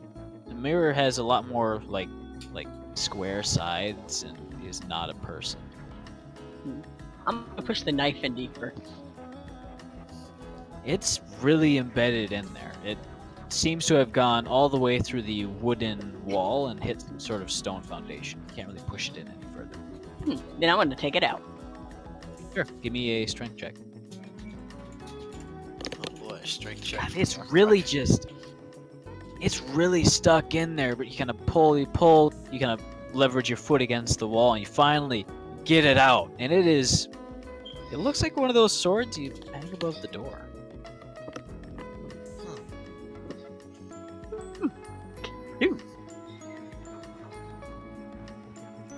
Raku, looking around for various herbs and plants, you actually find one of the sort of curiosities listed in the guide. It's a very slightly hallucinogenic mushroom. Except the actual like mechanics of the hallucinations are kind of strange. Whoever eats them becomes intensely focused on order. Like instead of seeing curved lines everywhere, they see straight lines, and everything becomes very structured, as the book puts it. so it psychoactively adds a desire for reverse entropy. Yes.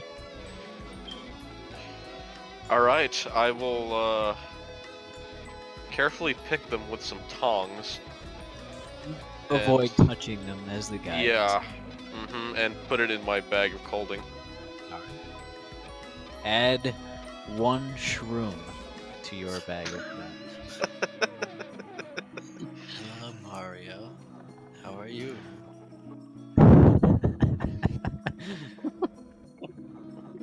And you start Look, heading back Mario, I to found the- another mushroom. Oh god. Look, Mario. Mario. Mushrooms over here. So I'm assuming you've seen that. What is it, Super Trash Bros? A terrible video. Anyways, Oh, it's so you fun. start heading back to the cart and arrive there with little to no trouble. Arix, you're just finishing up getting Donkey all situated. I will go check in the mansion and basically open the door and be like, hey, we're gonna camp for the night. I'll take first watch. Can't really see anyone inside, and it's a large room, so you're not sure if anyone actually heard you. I'll shout it. You guys upstairs, you would have heard that. Which is Cobalt, Rok-Rok, and Sully. Mm-hmm. As Rok-Rok, you're holding the large ceremonial sword, blood still dripping from it. It's kind of like a saber. Cool. I'm gonna put it above my door frame. Looking above the doorframe, hold on a minute. There's space for two, but one's missing.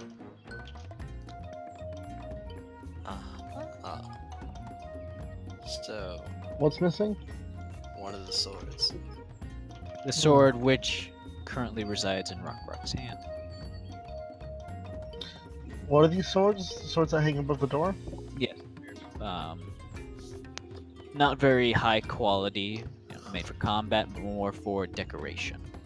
It's a fairly well embellished cavalry saber. I'm gonna do something that may or may not work. I'm gonna take the sword. You said that mirror is still in the lobby now? Yes. I'm gonna go down to the mirror, point to the mirror, point to the sword, point to the mirror, and just grin. You do precisely so. Nothing seems to happen out of the ordinary other than you dripping blood onto the carpet here. The half-orc currently sweeping by the kitchen doesn't seem to react, but Gestalt sort of appears from around the corner and looks at it disapprovingly. I sure I can go put it back in my room. I made my point.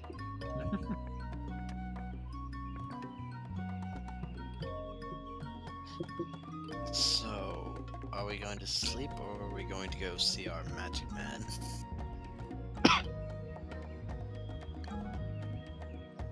Arix, could you give me some... let's go... I thought 40 Jimmy was on. 40 20s for the night. I thought 40. Jimmy was on the Okay. spirit quest or something. Do what? You said you'll see the Magic Man, right? Are you talking about Jimmy? Or Jeremy?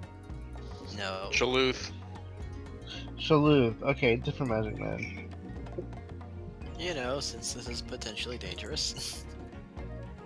And we should probably see a professional. Alright.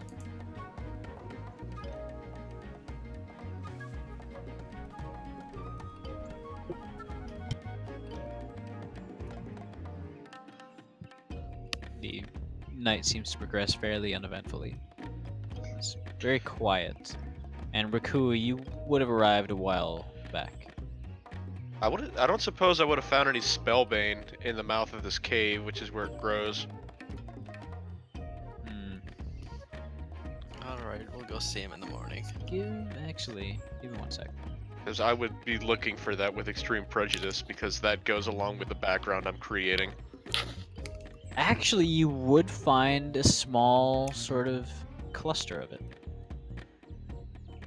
And Spellbane, that's like a vine, isn't it? It's like a moss, I'm pretty sure.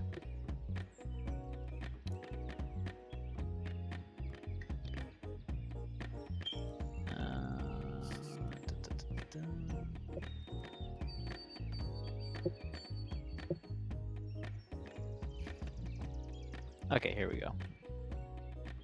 It is moss. See, I've been very carefully crafting this story. I'm sorry, it's like a moss with sort of a viney, Okay, like kind of like a very, ivy. with a very luscious leaf, I guess. But yeah, you gather a few sprigs of it, whatever stuff is ripe. You know that taking it before it's ready will not result in Mhm. anything good. You receive a small bundle containing, I'll say 20 small leaves. All right, cool. It's about the size to fit in the palm of your hand that you can wrap your hand around it.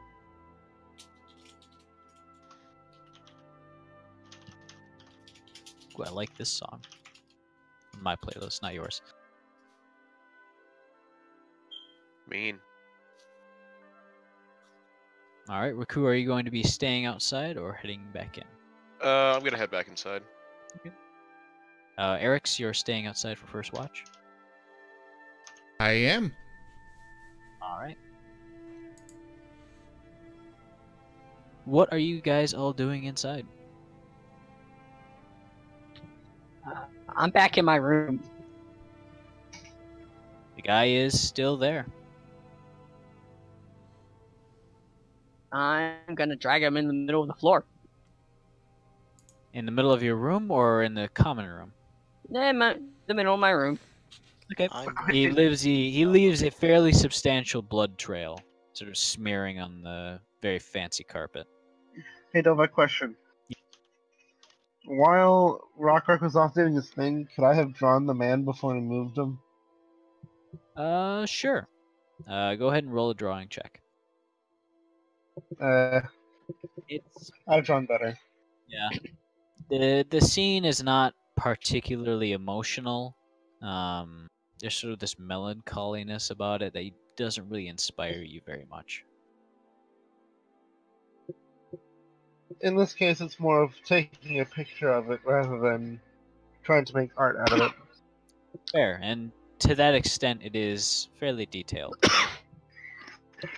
Rok-Rok's gonna slowly close the door and lock it. Right? Do you have a key on the outside, or you're staying on the inside? I'm staying on the inside. Are you gonna usher Cobalt out? Yes. Well, unless he wants to stay. That's up to Yeah, him. I like staying here. Sometimes.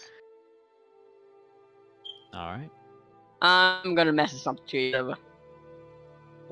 All right. Alright, so Raku, what are you doing? I'm gonna. Raku and Sully. I guess I'm gonna walk in and try to figure out what the hell's going on. You don't see anyone on the common floor right now, but you do see Oh. a sizable blood spatter near a mirror on the left side of the wall. I'm gonna go back to the mirror. I shall start investigating. As you see Sully kind of round the corner and descend the staircase. Oh, come on, Fantasy Grounds. I will once again withdraw my own mirror and see what happens if I put it with the reflection showing towards the larger mirror between me and that mirror.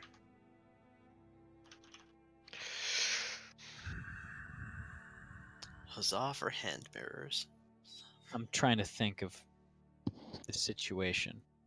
So you want to stand in front of the mirror. Yes, and I'm holding the mirror out with the reflective surface towards the larger mirror. So basically the same thing as you did before. Actually, that time I had my back turned towards it, and I was looking at my reflection with the smaller hand mirror. Okay, so you're looking at the big reflection. You're looking at the big mirror towards the small mirror that you're holding up. Yes. Okay. Give me a perception check. Alright, here we go. You've been typing for a long time. Rok-Rok, I'm worried. You pay attention for the small things that you noticed before, but you don't seem to notice them. I can't. I haven't caught them this time, so I'll pocket the smaller mirror and cross my eyes and say, "What do you want?" Send. Raku, you hear him say this. I will go towards the voices that I'm hearing.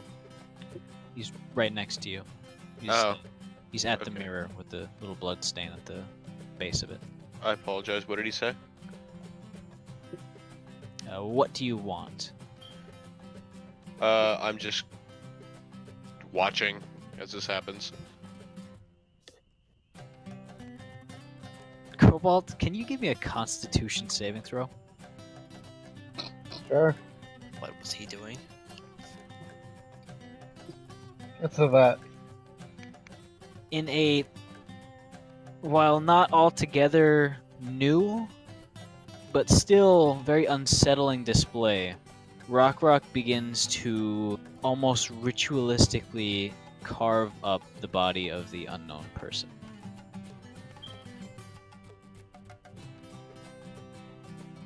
I mean, yeah, that's not too bad. He's going to take out some small jars and place various bits, pieces, and organs into each one, eventually amassing a collection of about 20 or so different jars. And before you, on the carpet, lies a fully dissected and fully desecrated corpse. I don't think this bothers Cobalt too much. In fact, I'm gonna make sketches of all the organs so I remember what they look like. This is an excellent learning opportunity. Alright. Go ahead and make another drawing check if you want. There we go. Very nice. Almost like some of Michelangelo's drawings. Oh wow. Or no, not Michelangelo. Leonardo da Vinci when he did his Yeah. anatomy stuff. Yeah. But yes, you do that. You want to do anything else? Just the biggest grin on his face as he's doing it. About what he's doing. All right. Arix, could you give me a perception check? Sure thing.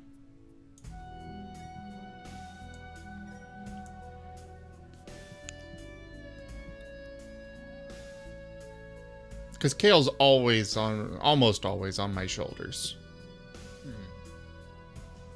And he'd be helping. Hello. Hi, how you doing? I'm alright for the most part. I'm trying to decipher what's going on. I should go to Shulu, but I want to see if I can get more out of this. So you went outside? Oh, sorry. I thought he was next to me with the mirror. No, I just... Raku is next to you. replied. Oh, sorry. Yeah, wrong brother.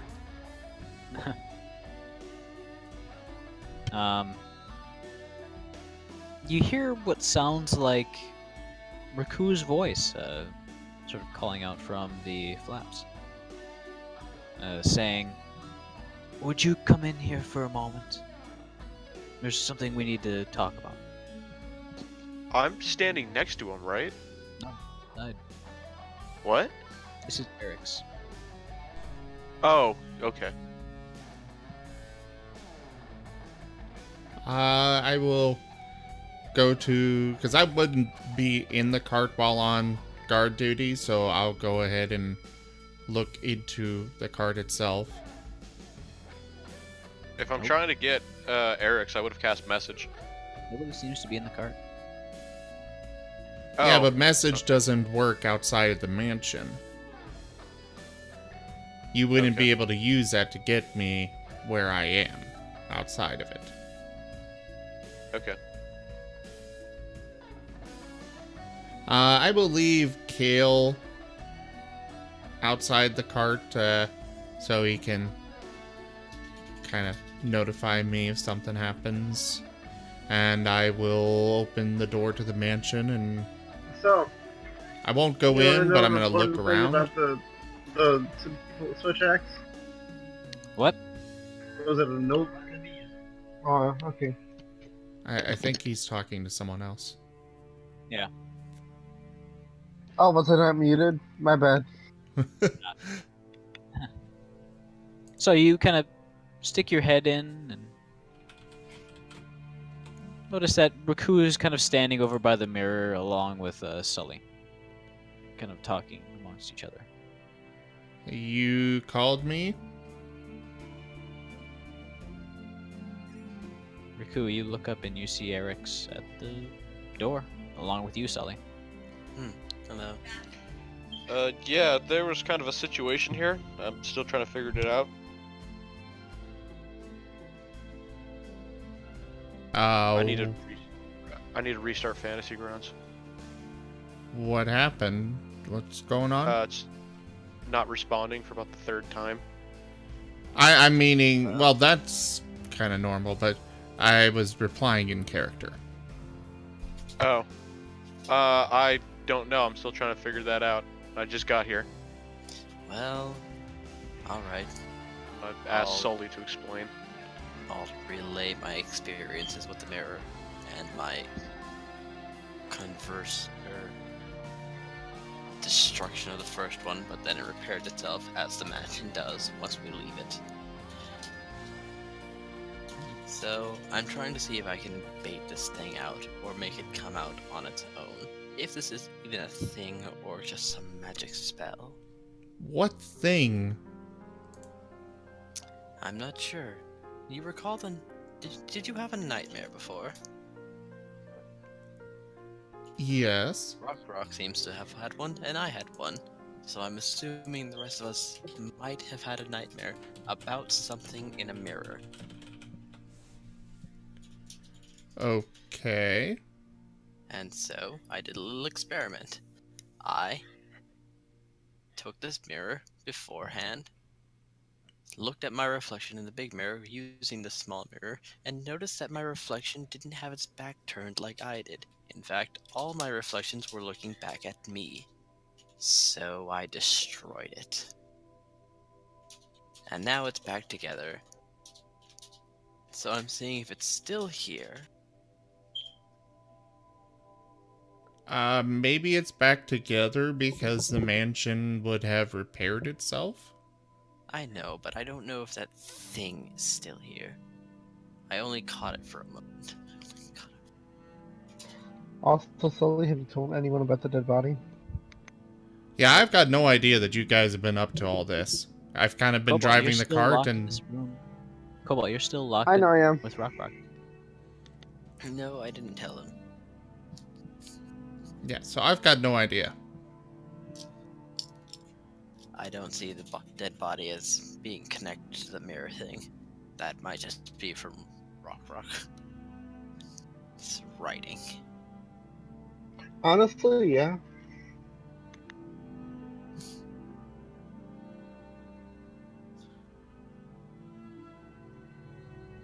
Now, any input on you guys?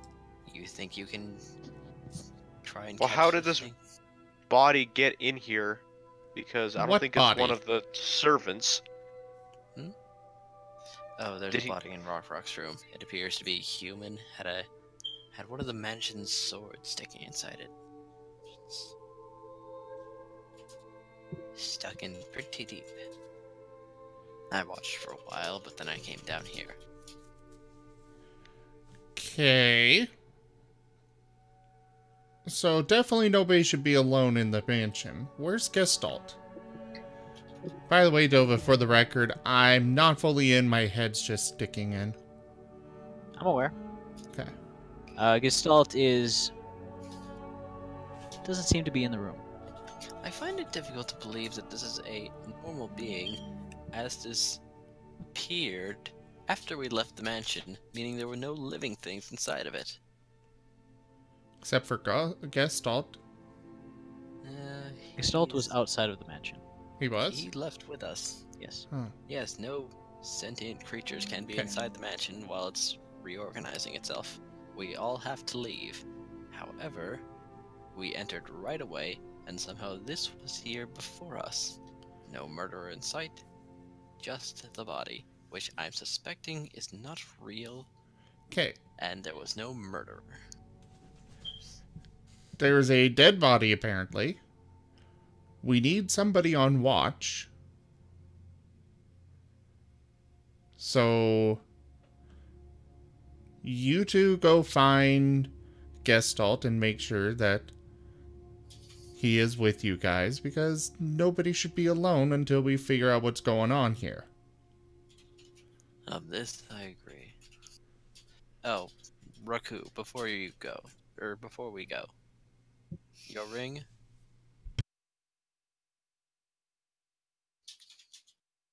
Recoup? Sorry, my mic was freaking out. Yeah, I'll hold it up to him. I'll place my open palm upon the ring and restock it with another greater invisibility.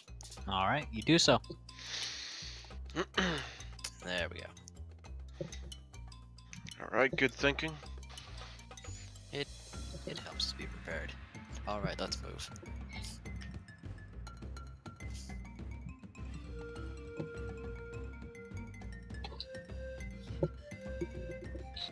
So, what you guys doing? We're gonna go find Gestalt. All I'm gonna pull out of the mansion, and I'm gonna stay in the bed of the cart with Kale outside of it so he can keep an eye out. I'll be listening for both those inside the mansion and anything that might be outside the mansion. You turn around to leave, and your snout just kind of bumps into the back of the door.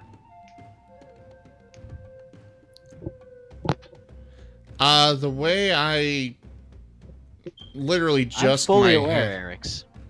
Huh? I'm fully aware, Arix. Okay. This was done intentionally.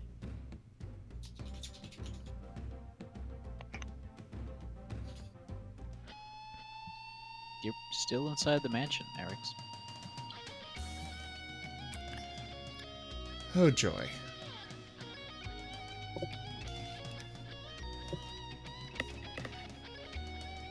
I will call out to Riku and Sully and inform them. Of But he can't The just fact head that I back out. can't exit. I never really tried the Are you door, stuck? you know? You just kind of stood there.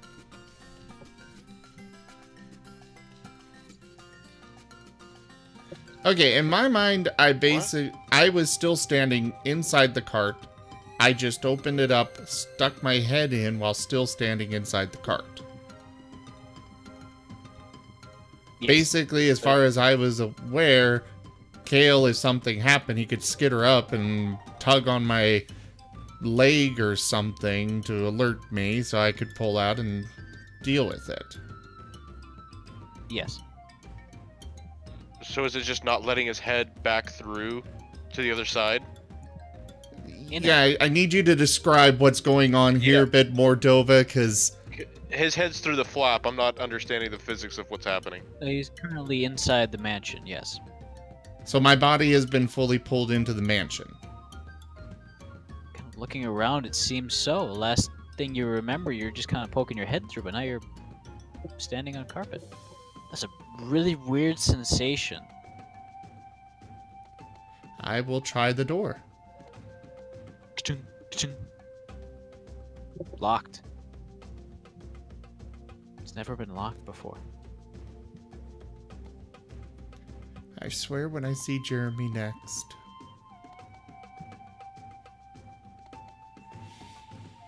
Okay, I'm gonna call out again and let them know that it's locked. Rok-Rok and Cobalt, you hear some kind of like commotion going downstairs.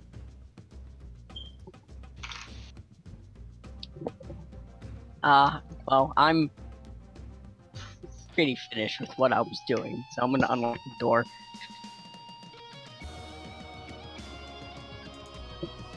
You open the door, revealing to the world your piece of art that you've created. Metaphorically. It's art to him.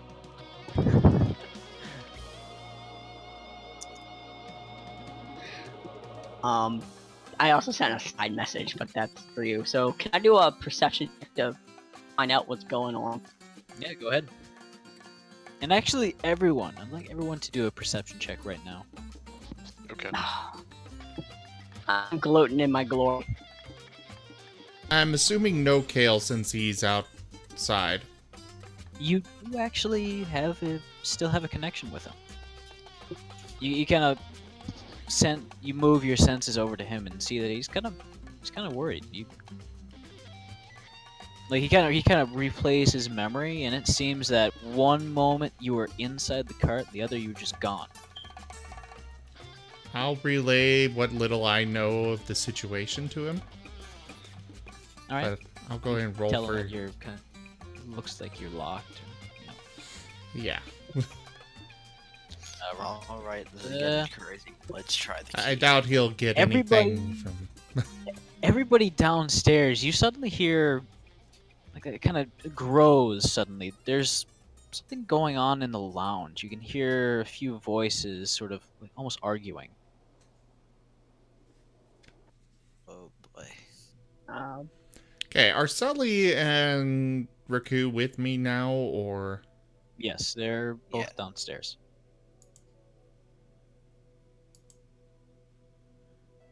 Okay, well, let's go see, and I will lead the way to the lounge, but of course make sure they're with me. All right. I'll tell them that I want to stealth over to the lounge to see what the arguing is ahead of them. Sure thing. You kind of like hold your hand out and kind of motion them downwards. Can you give me a stealth roll? Yes. Let's be sneaky about Ooh. this. You silently glide over the carpet, claws making little to no sound, both of you. Whoosh. As you arrive at the door, there's no keyhole, but there is a small gap that you can kind of peer through a little bit, but you're mostly listening. And from what you can hear, there's at least like 4 or 5 distinct voices. 2 women and 3 men. You can't discern about exactly what they're arguing about, but Can I there pick up any seems to be- keywords?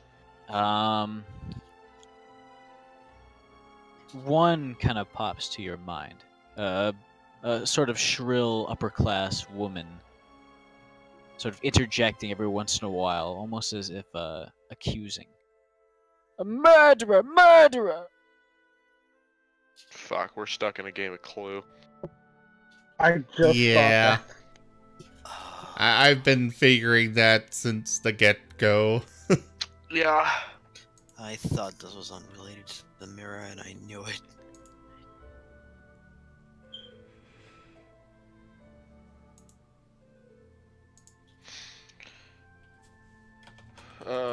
Let's Voices see. continue to argue.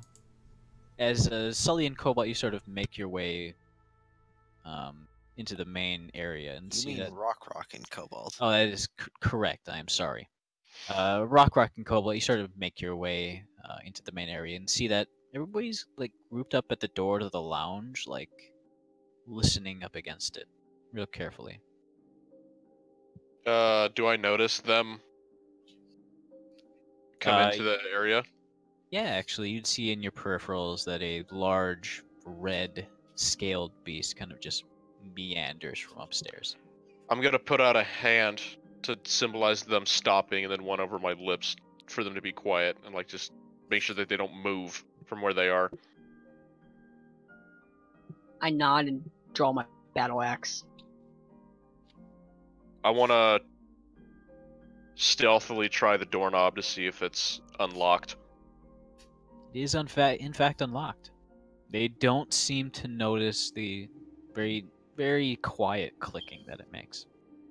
I'm gonna turn back to Sully and whisper quietly, should we just barge in?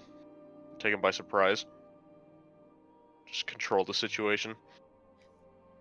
I'll nod slowly, like maybe. They seem disorganized and potentially helpless.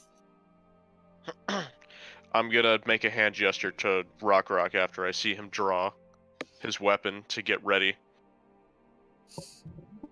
I nod. I'm gonna open the door and lead in with my wrist crossbow pointed, my other arm stabilizing it, pointing it at the crowd as everyone falls behind me. And we Very operator-like entrance. Mm-hmm. Oh man, this is a perfect song for this. play it, man. You barge in, almost slamming the door open, entering like a goddamn SWAT team. That sounds about right. The occupants of the room are all upper-class individuals. There's 2 women and 3 men. The 2 women, one of which is fairly plump and dressed in, again, fairly Regal formal attire. dress. Yes, but not so much as a king or a queen, more of a nobleman, noblewoman. A duke, perhaps. Yes, a duke. But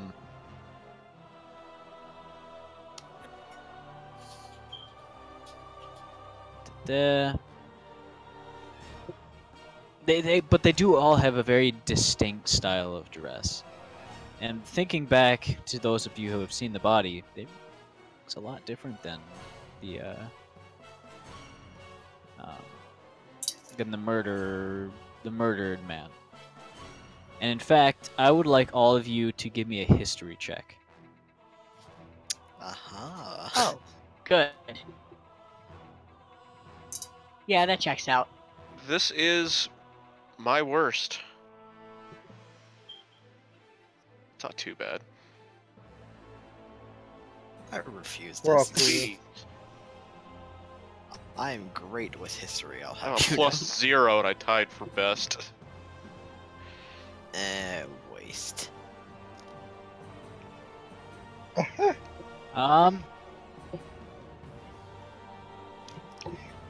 So you rolled twice. Oh, you did lucky.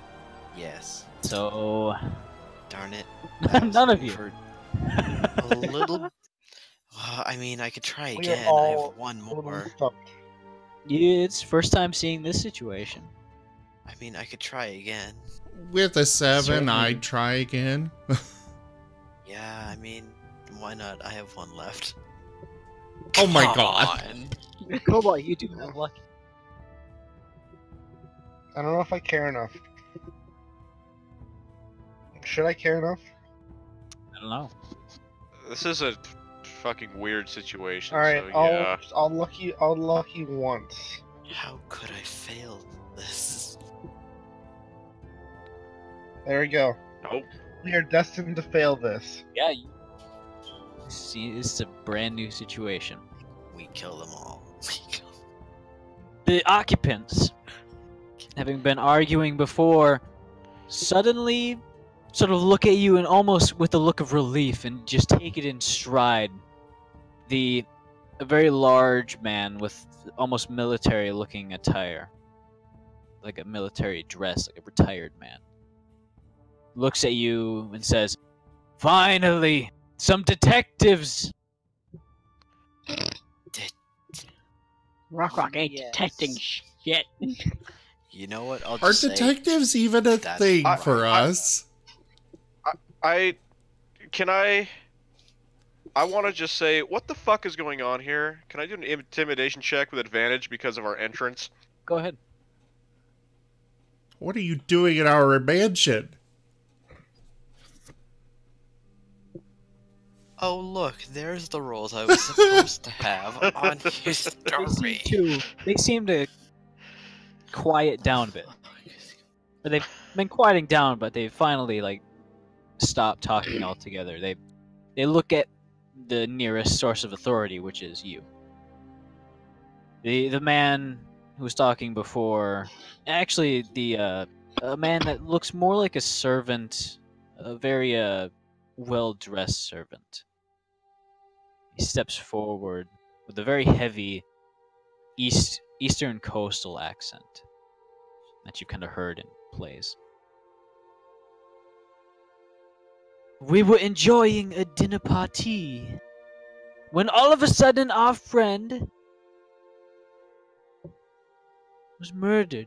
Mr. Blonde in cold blood by none other than her. And he points a finger towards a rather slender, very, very regal, sort of uptight-looking woman.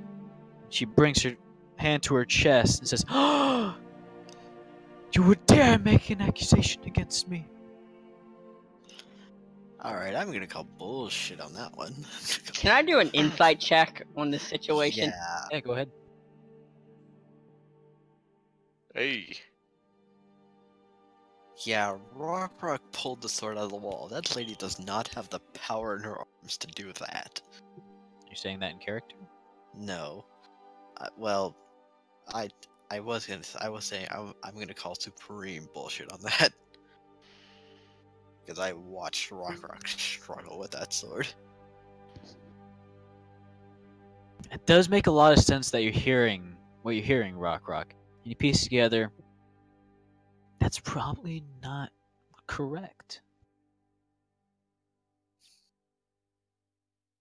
But the man continues.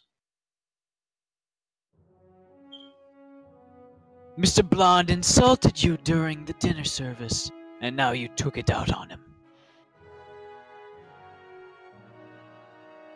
Murdering over And- a simple insult seems a bit rash. I want to interrupt them as they're talking. I'm gonna say, okay, as the detective here, I need to get some basic information. Whose house are you at currently? That's out of the question, and not important right now. I'm the one asking I the mean, question, so you're gonna answer it.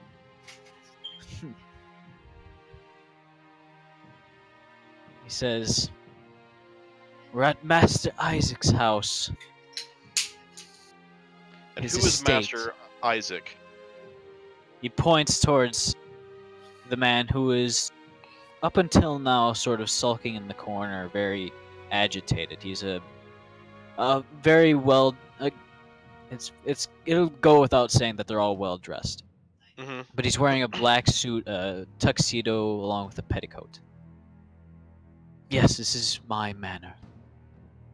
I was hosting a simple dinner party when this all went sour. Alright, It's true, Mr. Blonde was a bit outspoken against my mispreparations and missteps. But I think it was definitely not me who murdered him. I think it was General Cole, and he points towards the man wearing the retired military attire. And General Cole, as you can gather, gets this very grim, sort of angry look on his face as Master Isaac continues. Mr. Blonde was in military service for a long time, and I came to our knowledge that General Cole was involved in some fraudulent activities during his service. Isn't that right, Mr. Cole? General Cole remains silent, simply kind of brooding. Hey, Dova. Yeah? How many times did you watch one of the Clue movies to get this all together?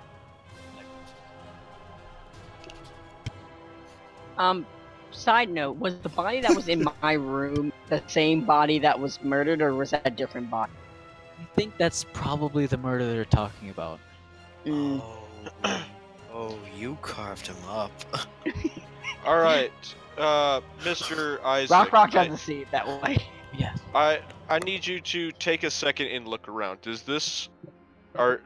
Are you in your house right now? Is all of this familiar to you? Yes, of course. Okay. I've owned this. My family's owned this manor for many years. You look outside, and you suddenly notice that there is a large window, but you can't really see out of it, as it's currently nighttime, and there's pounding rain currently, just smashing against this window. I'm gonna Almost kind of on turn. cue, a bolt of lightning strikes down. I'm gonna turn my head back to the rest of the party just for a second. Go fuck Jeremy. Yep. I'll just nod and say, yep. So, That, as a matter of factly, I'm gonna look at the group and go, okay, so all of you knew all of this bullshit that each other did, and you're having a dinner party together. But of course, Where's the logic in that? They're nobles. What logic are you looking for? Nobles. you don't understand, dear. The rather rotund woman does, or states. You're not part of this society. A dinner party is a means of not really relaxing, but more of a political show of power, perhaps. And the man who is so far, he kind of did the initial statement at the beginning. Sort of the servant-looking man says in retaliation, "Don't say that." Kind of like scratching his chin. You know that you were the one who organized this whole affair. How are we not to know that you took him out to perhaps gain some more power? As we all know, you two are competing on your business front, aren't you? A very indignant look comes over the rotund woman's face. She suddenly just stops quiet. Sully's eyes will narrow and just shake his head like, really, this is what we're doing right now. I'm gonna draw Osiris and pull the bow back till the spectral arrow forms, and just look at them, and with an idea of deception, I just look at them and say, well, why don't we just kill all of you so we can just end this right now, make it easy. I will light up at this idea. Oh, I know you're bluffing. The department would never allow you to do that, the rotund woman says. I'm gonna charge him. What? Alright, that was the correct response. I'm gonna charge him. I will grab, or probably make a check to grab Rok-Rok and stop him. All this word from Dova and we just killed them all. Go ahead and It's what I've been wanting, actually. roll to grapple. Fools. What? Go ahead and roll to grapple. Can I do a dex grapple? What's that? Strength? Sure. It would be athletics or acrobatics, which is a lot more for you. Okay. Do you just want to use the same roll? Or just re-roll? We'll see what Arix rolls. Okay. I think it's fair to go with that roll. As you go to grab him, but he just kind of pulls right out of your grip. Are you charging anyone in particular? The guy that says, "Oh, you're bluffing," I'm charging him. That was the rotund woman that said that. There's no difference. Fine. She sees you charging right at her, and she sort of edges back inside of the chair that she's sitting in, spilling the drink she had in her hand.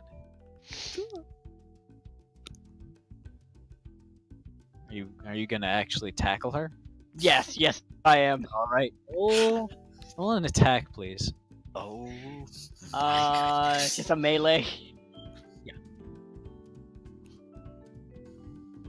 And that'll do 1 damage. It's an unarmed attack. Oh. What's that? Just a flat D20.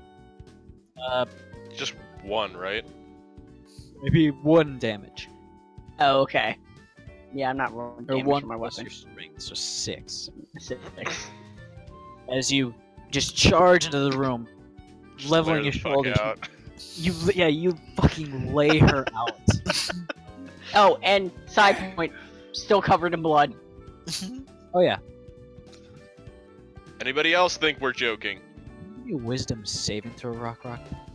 Oh boy.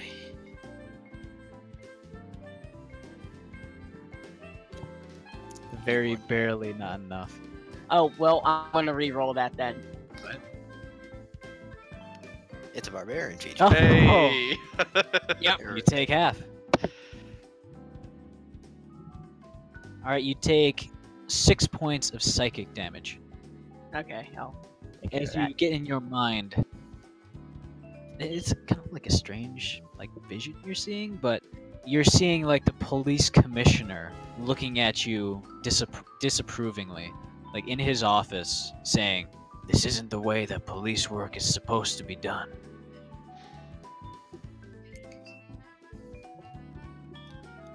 As it kind of fades away, your head kind of hurts. I'm gonna think to Sora,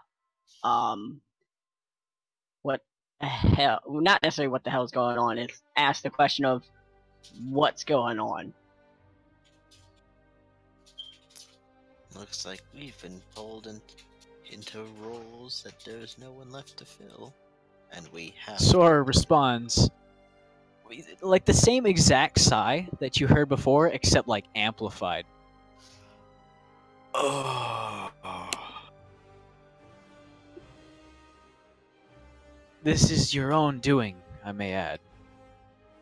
It's because of Rok-Rok's letter. It's because of Rok-Rok's strange writing. And to be honest, I'm lost in this situation as well.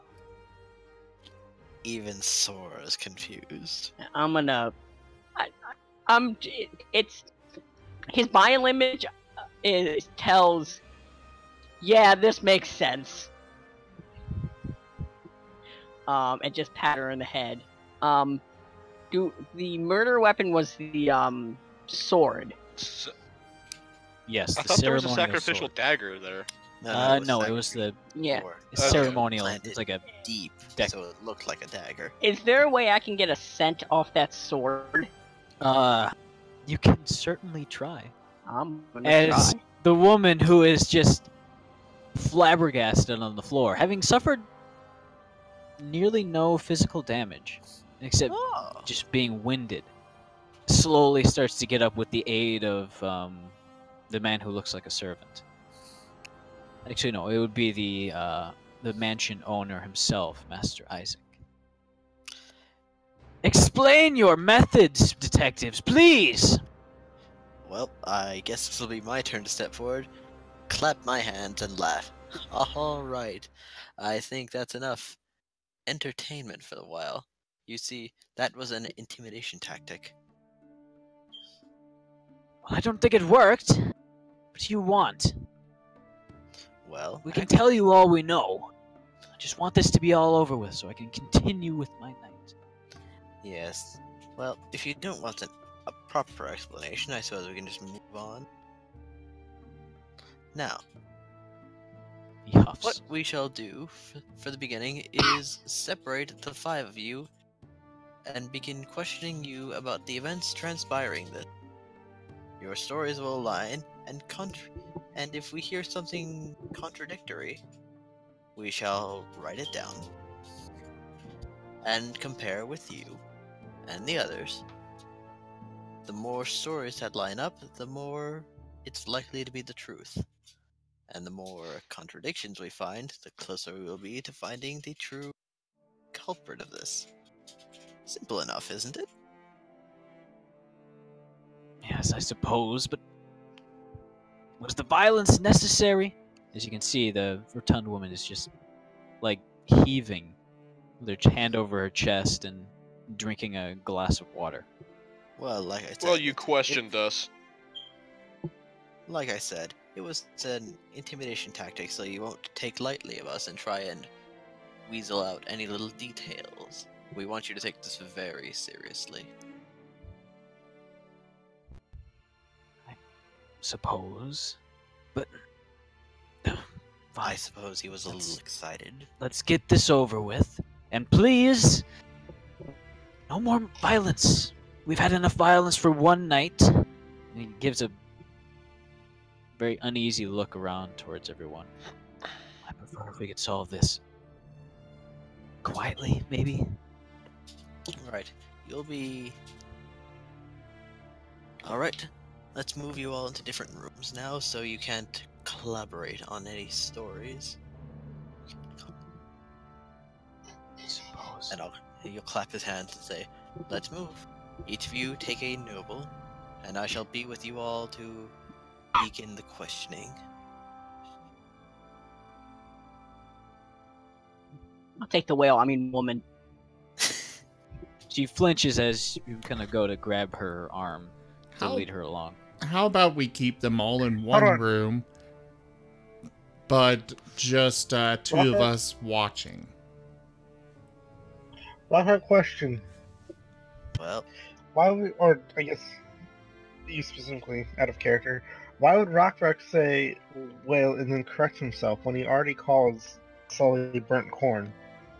I thought names were just a suggestion for Rok-Rok. That was me as a player, not as Rok-Rok. Oh, well, I wasn't in character. Rok-Rok would just drag her off by the hair. never mind then. Jesus. I said no violence, please. does someone else We can want to take her? comply. Not listening, not caring.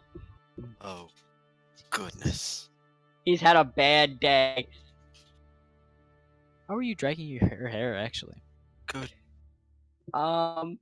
Really short, What? and she is around 5 foot tall. I got tiny hands. You've also got a tiny stature. Yeah, this is true. I would say probably just with both, like, kind of grasping the skull and just kind of back dragging. You know, on the other hand, perhaps we don't need to separate them. I'll just not allow for talking while I'm questioning one of you. I want to go. In question in another room, but I kind of want to go to the other room and bring out my Volo's Guide to the Wilds and check the article on the shroom that I picked up. If it says that if it says that it makes them see in order, I wonder if that would. I want to see if it would make the person kind of act in such a way too, so it's not all chaotic. Maybe? You're unsure of, like, the exact mechanics on, like telling the truth, or maybe stuff like that, maybe telling behaviors. Like I'm checking the book. Really, what I told you before is all that's in there for it. It's a relatively short entry. But yeah, it seems it would do what it says on the tin. I'll keep that in mind. Maybe make someone act compulsed to follow order. Not orders, but, you know, the concept of order. And I'm thinking, since they, in this situation, they believe they called a detective service, that may work. I'll just keep thinking about it for more, and I'll rejoin the group. Okay. So, are they all separated or are they all together now? They seem to have all kind of separated into their own area, with you know, sitting down on the various couches, sort of sitting by or standing by the window, sipping on a drink. You're unsure of exactly where they've gotten these drinks. As you kind of look away, and they seem to just have one. I'll talk to Master Isaac first of all. All right. I've set up a note for this little thing. Oh, will you be keeping track of it, or will I be writing it down? You can certainly write whatever you want on there. I've written down names and a very brief description of each person. Okay. Well, there's nothing here on Murder Mystery. How about now? There we go. You guys can all look at it. Rok-Rok, you go back to your room, and you see the grisly mess that you left. And you figure, actually no, you wouldn't think that. But you go to grab the sword, it's still coated in blood. And you Sniff can it. you give me a perception check? Sure.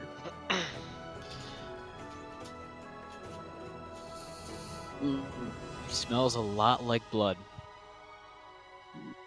And like a faint hint of that rusty, sort of coppery smell of iron. For the record, I can wild shape.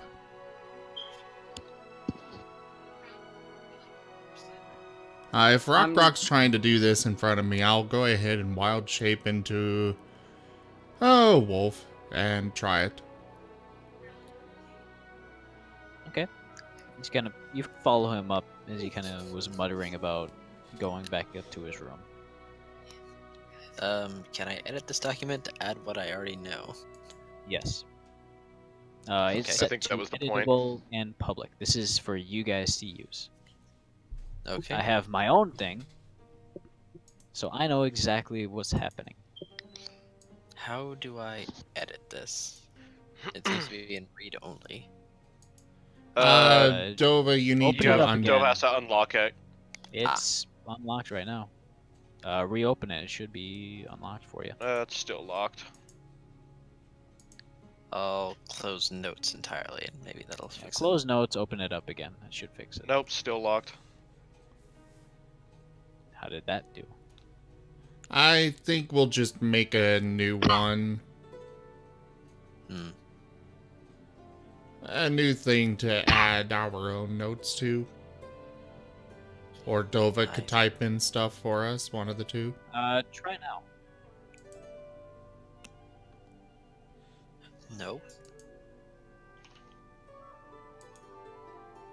Hmm.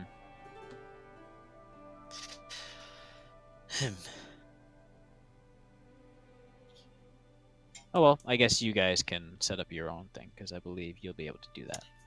We could just tell you what to write in there. It's fair. Well, let's add what we know about Mr. Blonde.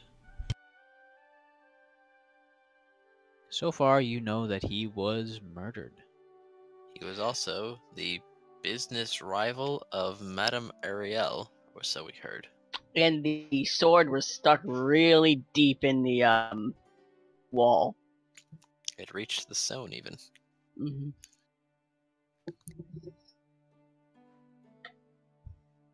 Is Great force was used, but this any is of also those nonsense. people, or are there anyone else besides those? Like, are our lizard servants still around, or no? They don't seem to be, no. Are there any Done. servants of Master Isaac's that we can assume? Actually, yes. There are a few kind of roaming around. And you look towards where you remember the bloodstain to be near the mirror, and in fact, it is gone. Now, is this still our It still place too? has the same layout, yes. Okay. Are any of the servants in the kitchen right now? There are two, yes. A human man as well as two dwarf. One of them's a female. Alright, I'm going to pick up... Let me see. Shit. I wanted to get ingredients, but from... I want to check the pantry that was in our version of it. It was just that blank door. I want to see if there's actually, like, ingredients that I can see this time. You go to the pantry and you actually see that it opens up into a small, actually a fairly large kind of cellar area with multiple shelves of bread, shelves of various fresh vegetables hanging from the ceiling. There's barrels with what you assume to be maybe like flour, salt, all sorts of things. Yeah, I want to pick up some eggs, some flour, some stuff that I can finally use this damn oven quiver to make something. So I want to grab like bread ingredients, and then I want to take them back to my room, hoping that it's still there, my workshop. Okay. You do precisely so. What's everybody else doing? Oh yeah, Arix. Yes. You do pick up a scent on the sword. It is. It's a very, very faint sort of perfume.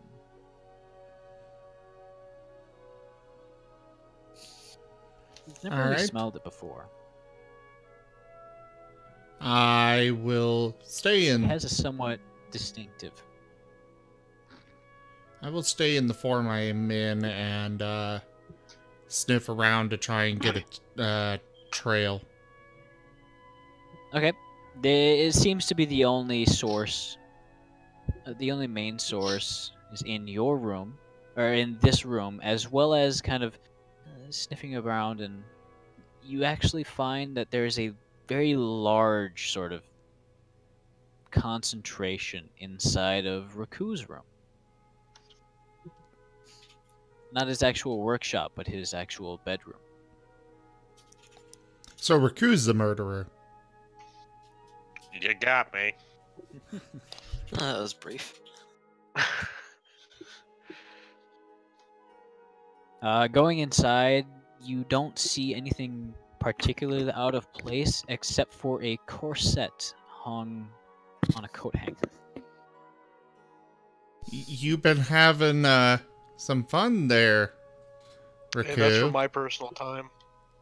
As you walk past the room, you carrying some like bread and or carrying lots of bread ingredients in your arms. You kind of look in, and Arix looks out at you and says that. No, I don't ju- say that because I can't talk. Oh. He just see me as a wolf. I would assume Rok-Rok would have come with me, though. Oh yeah, I'm following you. With the sword. Yep. Seems this is definitely the same smell. I will kinda gesture to the corset with my nose and hope Rok-Rok gets the signal to grab that and bring it with. Yeah, he understands things. We'll just leave it at that. He'll grab the corset. And Alright. then we'll head back down where all of the nobles are. You do so. For Upon the- entering the room, you see an instant sort of look of Miss Kalan, the fairly thin, uptight-looking aristocratic woman, instantly looks away.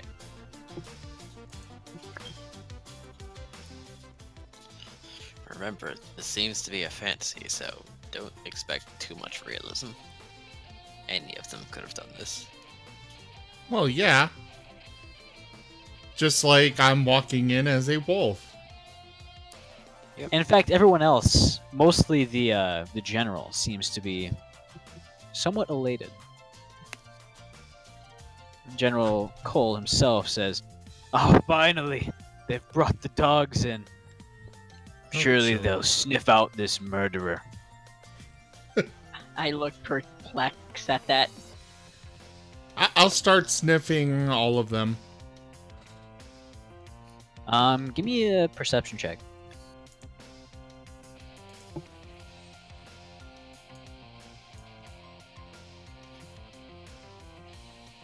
I specifically There is went a- with wolf because they get the advantage on sniffing. Smart. There's two large, strong hits on this scent. One is, actually, it's really one strong hit, but that one is Miss Kalan. She's just absolutely soaked in the same perfume. However, there's also this, very faint scent near Monsieur Petit. You're unsure of whether that's actually him or just her perfume wafting over.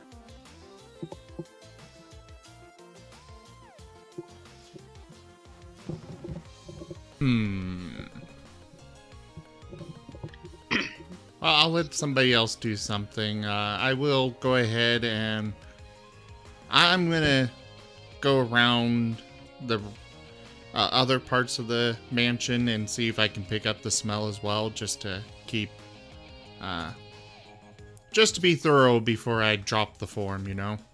Okay. Because you go around some more, and in fact, you find a small. Actually, no, it'd be a fairly moderate amount of the perfume inside the cellar, sort of in one corner. And again, I assume that Rok-Rok's still with me. Oh Yes. yeah. Well, then I will head down there following it.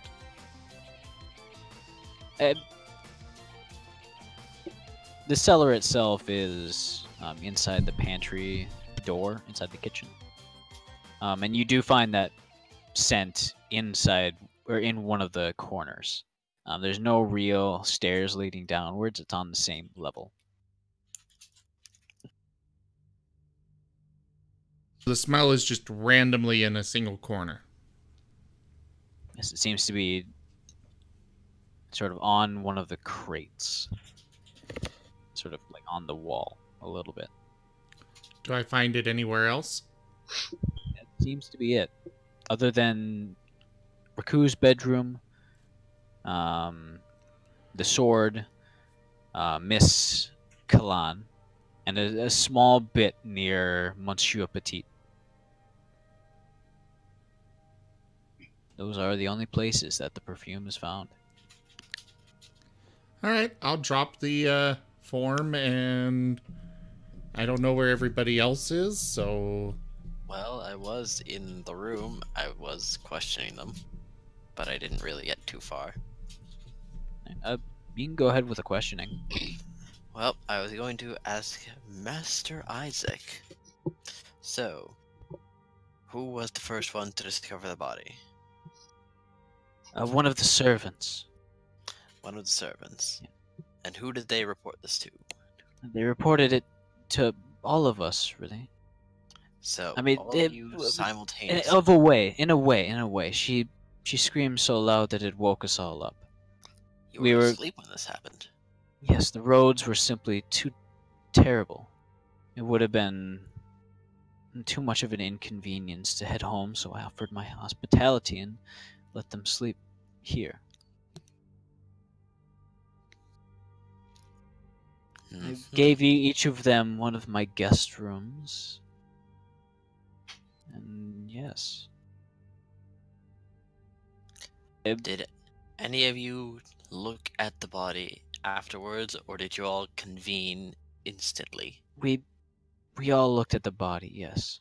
We Oh. needed to see what happened, but we left it be. We wanted to preserve the scene. I assume you've done investigating. You've investigated the body, yes? We have, yes. Something was investigated. That's So, good. now let me ask. Did you all leave together? Yes, and did you all arrive together? What do you mean leave together? Well, when you all left the room, you were all as a group, or did some linger a while longer? I mean, General Cole, he sort of acted as like an enforcer, I suppose. He wanted to make sure everyone was out before he left. So he took control of the situation. Yes, which is acceptable given his background. Yes. I suppose I don't mean to do your work for you. No. So he was the last to leave the room. Yes, he was. General Cole is a very strong man, isn't he? Yes, he is. I've seen him do many feats, and I've heard very amazing tales about his service in the army. Interesting. Now, do you have any idea how long it was ago that the body was ended? Or Well, Mr. it was- Blonde was ended? Was found. I don't know how long ago it happened. When we came across his body, it was cold. It was cold. So Yes, this Master General Cole was the one who checked him. He had some medical experience with combat and all. But past then, perhaps 3 hours have passed. I thank you for getting here at all, really. It's a terrible night to travel. It's As fine, almost it's fine. on cue, there's a lightning strike outside. As all of you, Yes. it's kind of Arix comes up and whispers to you about the information regarding the perfume. I'll nod. Has a breakthrough been made? Do you know who? Do you know who did it? I have a suspicion. A strong suspicion. I suppose that's However, good. I don't have evidence yet. That's Now. good. When you went to bed, how did you do it? Did you all meet and go your separate ways? Ollie, you're really quiet again. Sorry about that. Now, when you all went to bed, did you see each other one last time? And did you all go into separate rooms? Yes, we, after dinner. After... Yes, after dinner we had a small. We had a small time having some drinks and discussing various topics. I believe I play. Yes, I won a game of chess against Monsieur Petit. Hmm. He seemed rather displeased about the fact, but I think Well, he I took it assume in he- good stride.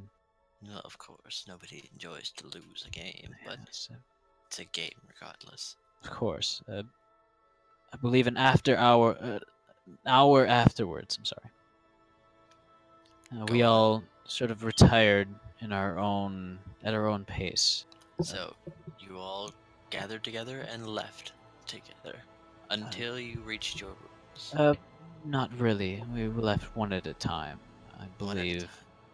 Yes, I believe Madame Ariella was the first to depart. Shortly followed afterward by Mr. Blonde.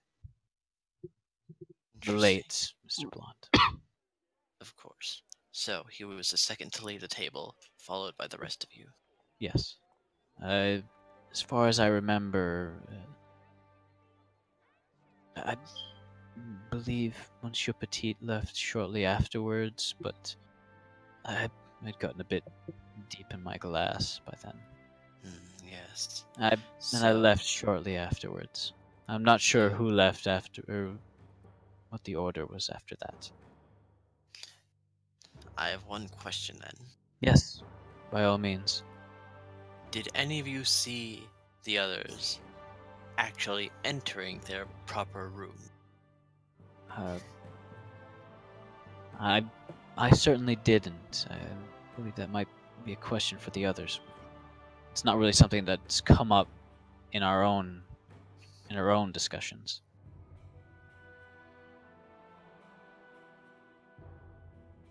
If there's anything else you need to ask me, then please go ahead.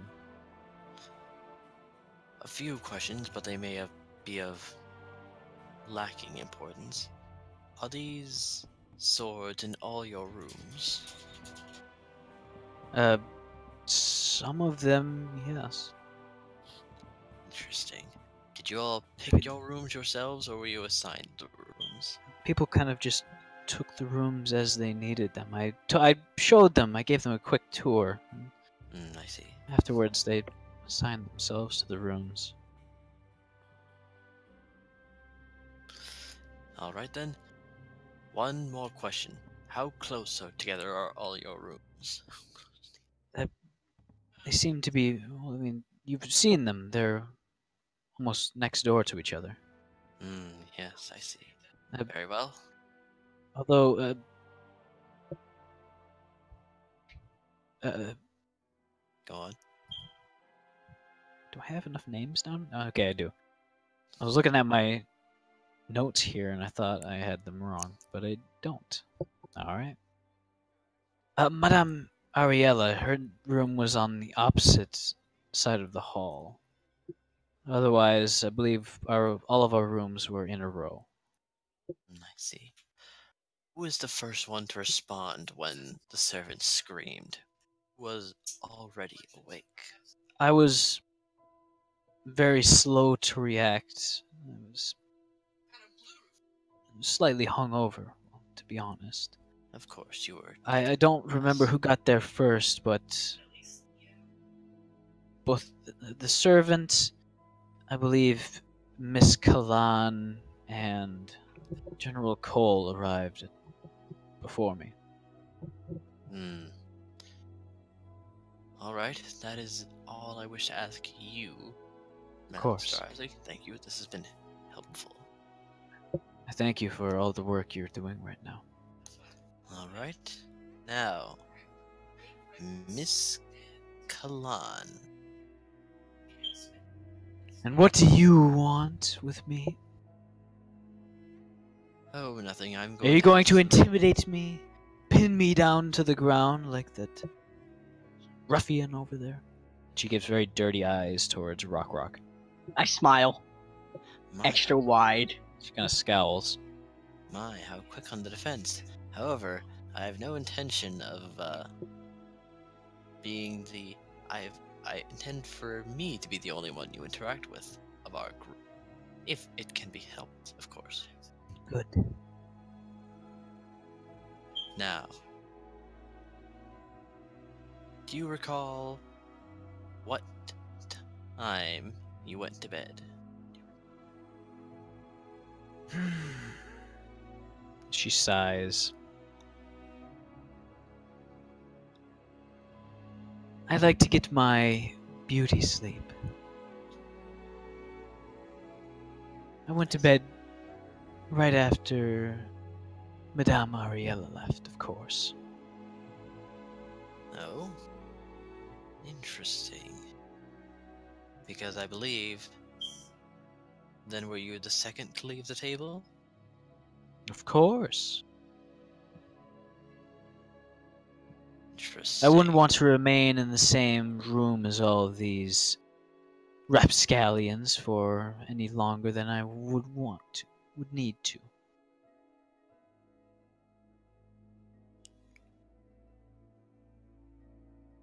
This moment, you hear a knock at the door.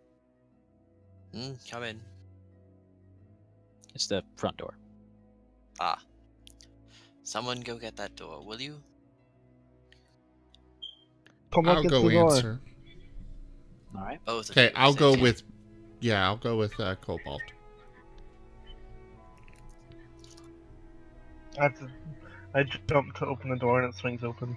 You jump open and kind of hang on the large doorknob as the door swings open. Yeah, I have to kick off the wall. Looking outside, it's very dark and rainy. All you can see is like a small patio, like a stone paved patio leading off into a particularly interesting vista. There's a faint orange group of lights off in the distance, perhaps a city. But standing in the torchlight, the lantern light of your front entrance is a very strange looking man. He seems to be wearing like a very tight tunic along with some trousers made of maybe like a blue material, along with like a 1/4 of a wide brimmed hat. He's holding in his hand it looks to be like a white box. It's very wide, like very flat. And on it is just breathing into the mic. Rok-Rok, that's you. Yeah, that I was moving my fan. All right. And he holds out this he has a very, very heavily pimpled face with a short wispy beard. And he holds it out. Here's the pizza. Are you Mr. He looks at a small piece of parchment that he has. Are you Mr. Racky? Yeah, Is he holding anything?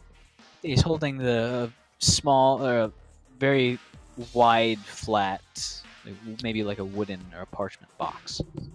Kobold says, "Yes, that's me," and then I take the boxes. Can you give me a deception check? I certainly can. Where's my words? There they are. This is gonna be a fun roll. Oh my god. Okay. No modifier.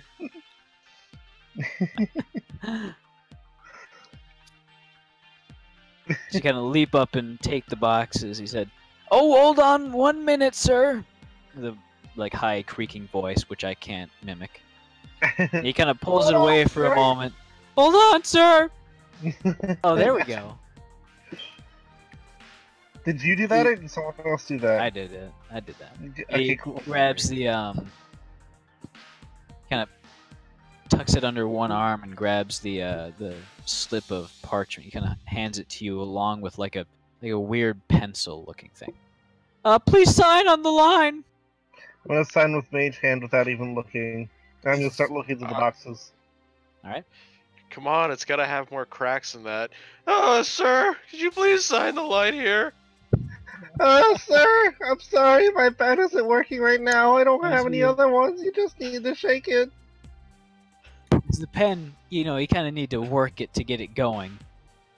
You kind of like write on the wall as you have nothing to really write on, but you write cobalt, and you see that the charge is prepaid. Actually, it seems to like paid on a line.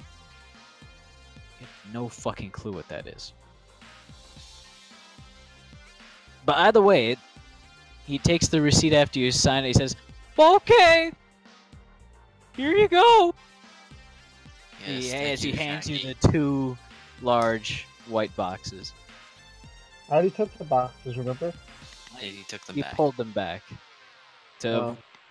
get them out of your reach. You folks have a nice night. As he sort of rolls off or trots off into the distance. He barrel rolls off into the darkness. You hear like this faint, this weird like rumbling sound. Like a lot of horses moving at once as you see a group of lights like move off into the distance, but Such door just kind of horsepower. swings shut. And you now have 2 wonderfully smelling boxes in your hand. Eat them by yourself and be terribly sick.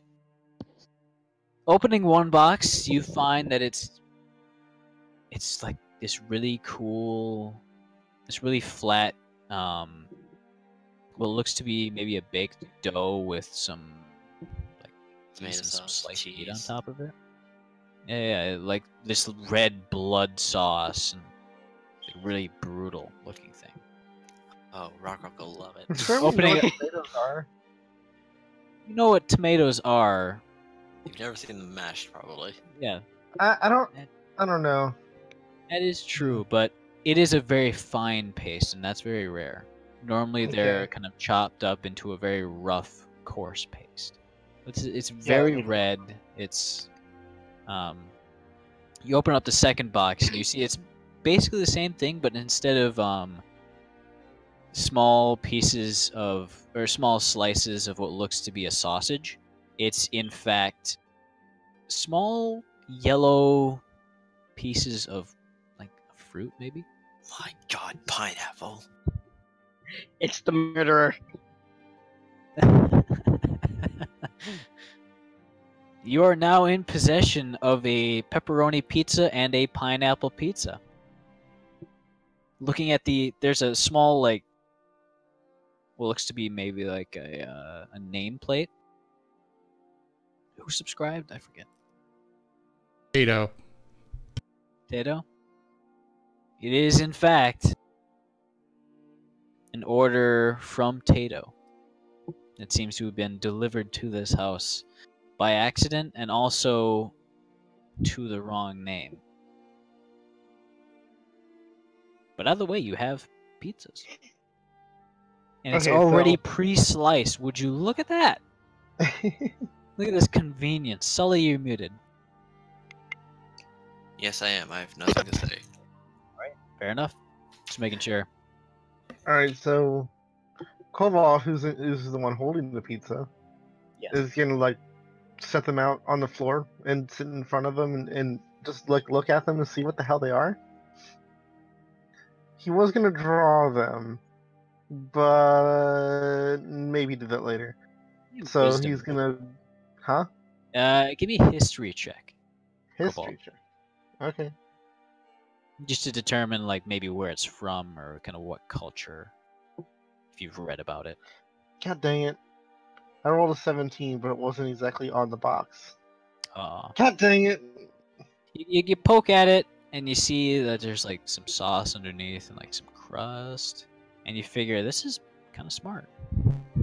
Oh no! Cobalt was actually gonna like start digging through it just a little bit, not mess up the whole pizza, but like Maybe figure out towards what the hell one of it's the made of. corners. Yeah. You kind of get your fist full of like dough, and To the it's point actually where kind of like, hot. It like burns your hand a little bit, and you kind of wave it off. Mm. And To the point where, sauce like- like flying everywhere. I might mess up 1 or 2 slices, but not the whole pizza. Yeah. Your hand's fairly small, so a handful is Yeah. like maybe half of one. But yeah, it looks to be made of dough on the bottom, like a red sauce in the middle. Smells kind of fresh and fragrant. The cheese is very hot. All of this is very hot. It's a very gooey cheese. And the sausage on top is a very finely minced, very sharp smelling sausage.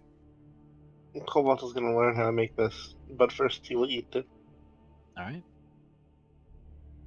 I will join. And he's gonna, yeah, while the murder mystery's going on. Can you both give me Constitution saving throws?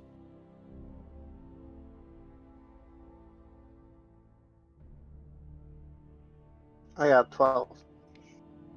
Arix? Cobalt, you grab one of the slices, you try to like keep it upright and in one shape, and it just kind of flops over, but you take a large bite, and the roof of your mouth is now hopelessly burnt. It is incredibly annoying, but the flavor just kind of makes it all worth it. It's cheesy, it's salty, it's really savory, it's got like a nice little tang to it. And the meat is super salty, for sure, but it's also got this like little bit of a spice to it that's really good. Ask for a healing word. Or cure wounds. You're gonna cure wounds your pizza-induced burnt mouth? Yes. Alright. Can I, Oh, I'm asking for finish one. up I don't on have workshop? cure wounds. Yes, actually.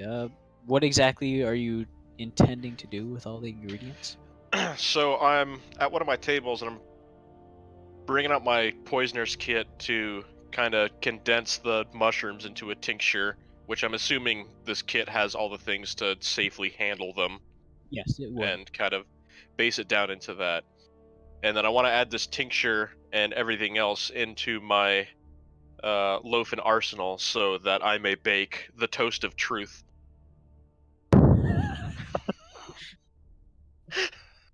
I don't know if this. What kind of check this would be? Poisoner's Make kit him- check. You could Make a definitely do madness that. saving Yeah. throw. I Make it. have no idea how that works. What? It uses a skill check plus proficiency. Normally, Yeah, for but something what's with a skill poisoner's kit, it'd probably be intelligence. Or And if survival? you have, no, it'd The, probably be or- I mean, How about actually, a medicine check? no, it wouldn't be a skill check. It would be one of the skills, like one of your stats, and then plus proficiency if you're proficient in it in your poisoner's kit. Yeah, I am. So would it be wisdom? I would say that it would indeed be wisdom. Okay. And this is going to be +4. 21. All right. You separate the mushroom into a sort of like a paste or a very thick liquid. You look at it, you can see like fumes rising off, and you figure it's probably safe to stay away from it. And you want to forge it into the toast of truth. Yep. So you want to make bread with it. All right. I do, and apparently that's what my quiver does. I put ingredients in it, it bakes. All right. You combine all the wet and dry ingredients, the flour, the eggs, the yeast. And you've explored the actual powers of this, and it seems once you get the dough, the quiver will automatically make it rise and fully process it into a loaf. But it takes some time, but not the full like 6 hours to rise, then the full, Yeah, that's fine. I just kind of am having it there so it does its thing, and I'm going to go back down to the rest of them as that's happening. As Riku, you climb down the stairs, you see that in the front entranceway, Arix and Cobalt are kind of sitting cross-legged on the floor eating some kind of like disc food. And I noticed that it's bread. Yeah. And I'm going to go over there and question them about this. I'll give him a long and overly detailed explanation as to what I think it is. I can't believe I'm the only one taking this investigation seriously. Rok-Rok's in the room too. Yeah. I'm gonna. Me and Rok-Rok. I'm just gonna take one of the pieces of the pepperoni pizza and take notes and kind of dissect what I think it is, tasting it. It's kind of like floppy, but the bottom's actually kind of crispy.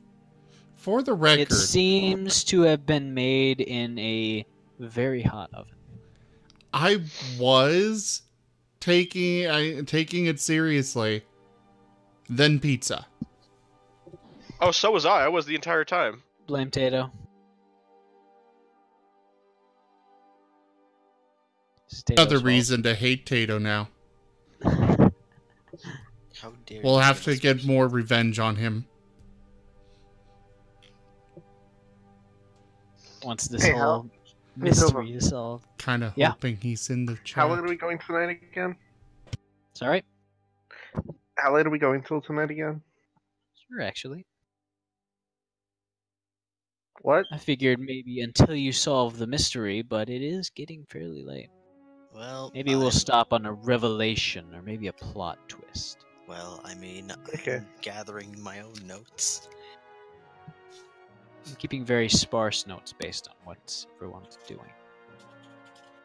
And you can see that in the public murder mystery note.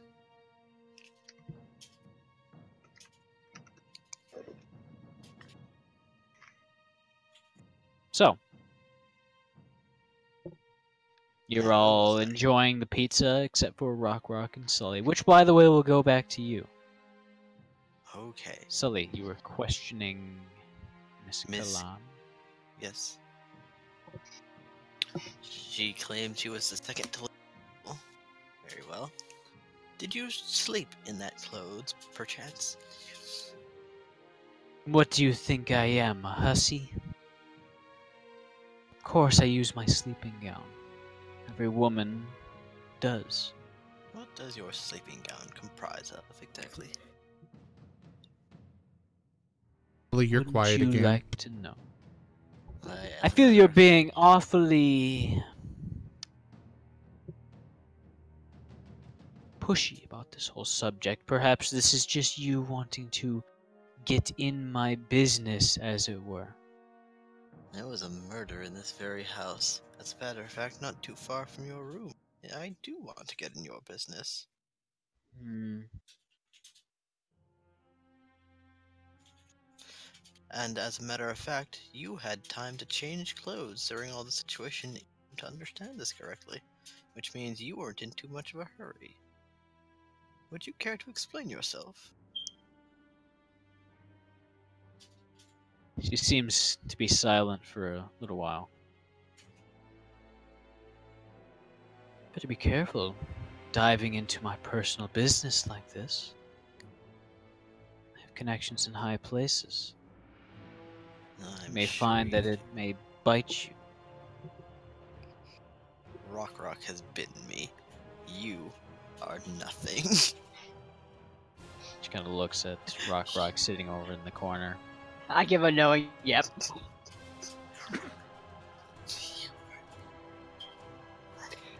Yeah, Dova, is there any mirrors in this room? No, there are not. Okay.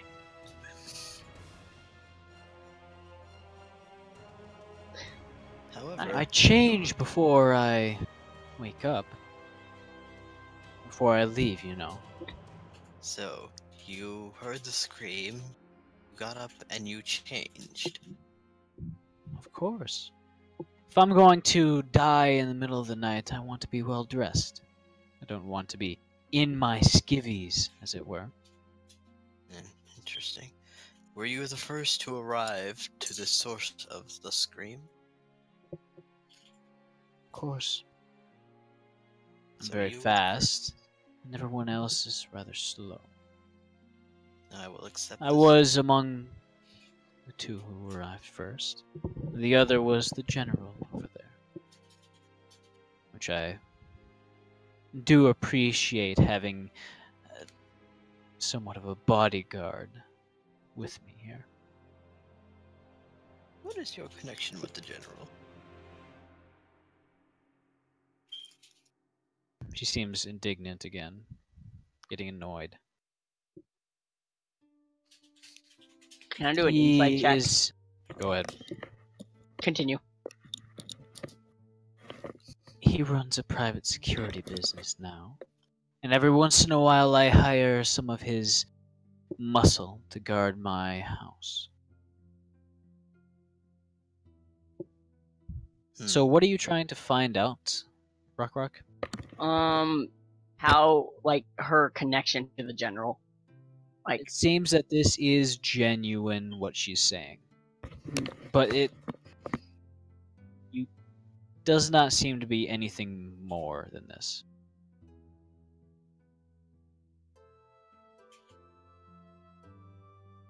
I'm gonna go. He's gonna go walk over and sit next to the heavier set woman. She takes a very long swig of her drink. Stop bullying the rotund woman.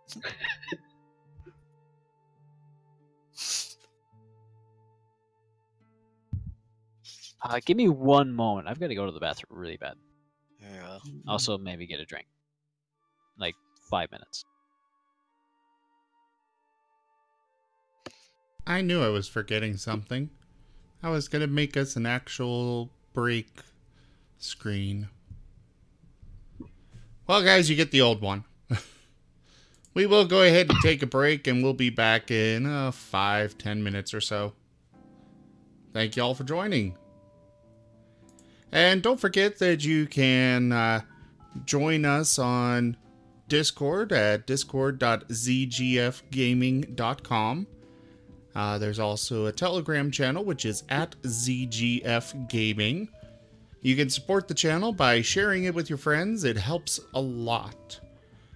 We also have a Patreon at patreon.com/ well, you probably guessed it, ZGF Gaming. And I hope to see you all when we're back from the break. And a little bit of news. Tomorrow, I will be doing an extra long stream starting at 3 p.m. Mountain Time, going until about 10 p.m. That is 5 to midnight Eastern. Tomorrow's stream will be Subnautica. I finally got all the parts to make the Cyclops, so I'm gonna go to town with it. And then we also have... Sorry, I don't have all the resources, but I've got all the blueprints. That's the word. I will also have the same length of stream on Saturday with the new Civilization 6 expansion. If anybody would like to join me for that, please PM me on Discord. You got to be ready at 3 p.m. or 5 p.m. Mountain or Eastern to actually start. As for completing it, that's not that big a deal, but let me know. And obviously you got to have the expansion to join. Anyways, we will be back. I am back. Or I guess we're back right now. We're back right now. Let's go. So, That was not 5 something minutes. I thought up of. Something I thought up of. For those of you who aren't in focus, in quotation marks, feel free to just roleplay out what you're doing in the text chat. I've been doing that here and there with a couple of things, but yeah. And for that, at the moment, that would be Cobalt, Raku, and Arix. But we continued because I was super thirsty and my head was starting to hurt.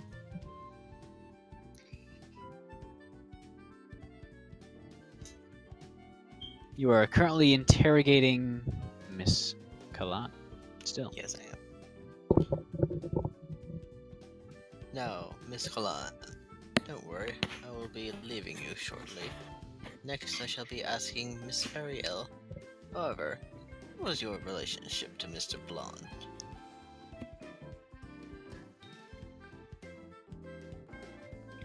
Well, you were rather quiet there. She thinks. Oh, sorry. What was your relation to Mr. Blonde? I used to be married to him long ago. I see. Years, maybe decades. But it all fell apart as most marriages do these days. Of course, we kept the relationship cordial as his interests diverged from mine. I do find it somewhat unfortunate that he's met an end such as this. I thought he would have deserved more.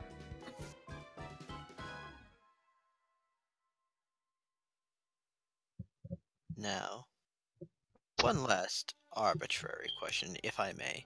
When you received this invitation, did it list all the guests, or was this a surprise get-together, so to say? A surprise get-together. I see. Although there was a name list with all the guests. So, organize this all then. Miss Ariel? No, Master No. Isaac. It's his home after all. I see.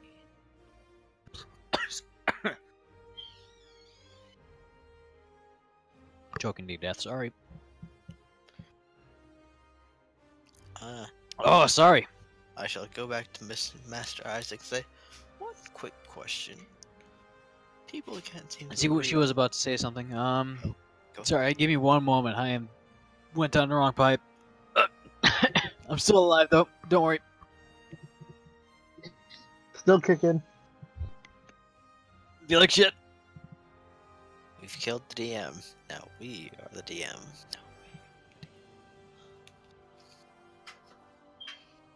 Now Okay. Back. Oh, shit. what was she about to say? She was about to say. Now, between you and I've heard a rumor that there's a sizable inheritance upon Mr. Blonde's estate. Now, I know as she kind of leans in close.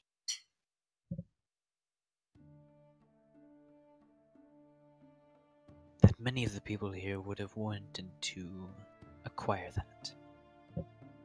As we all do have something in common. We are on Mr. Blonde's list, as it were. We are his friends. Some more friendly than others, but we all have some claim to his fortune. I wouldn't be surprised if someone would have acted upon that. Perhaps bring that day closer.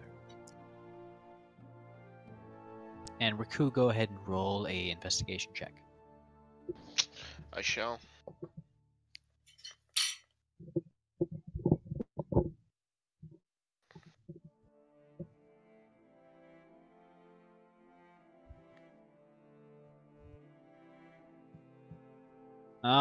Hmm.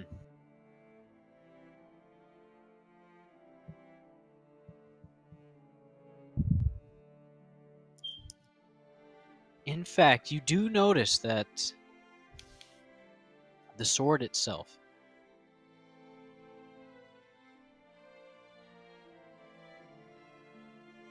it was ripped rather. It has a few heavy scratches on it, like you aren't sure if maybe it was from a struggle or what, but it looks like it may have been torn from its mountings rather violently.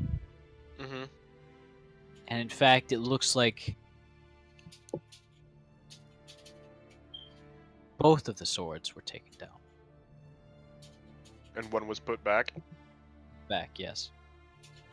Can I take it down and look for, if these are decorative, there should be like a nick or something on it. Yes, in fact. There's actually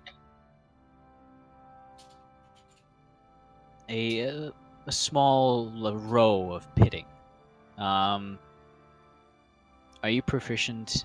What kind of weapons are you proficient in? Let's find the list. Simple weapons, hand crossbows, long swords, rapiers, short swords. Long swords would do it. This is about in the same place that you'd expect to find marks from a man parrying.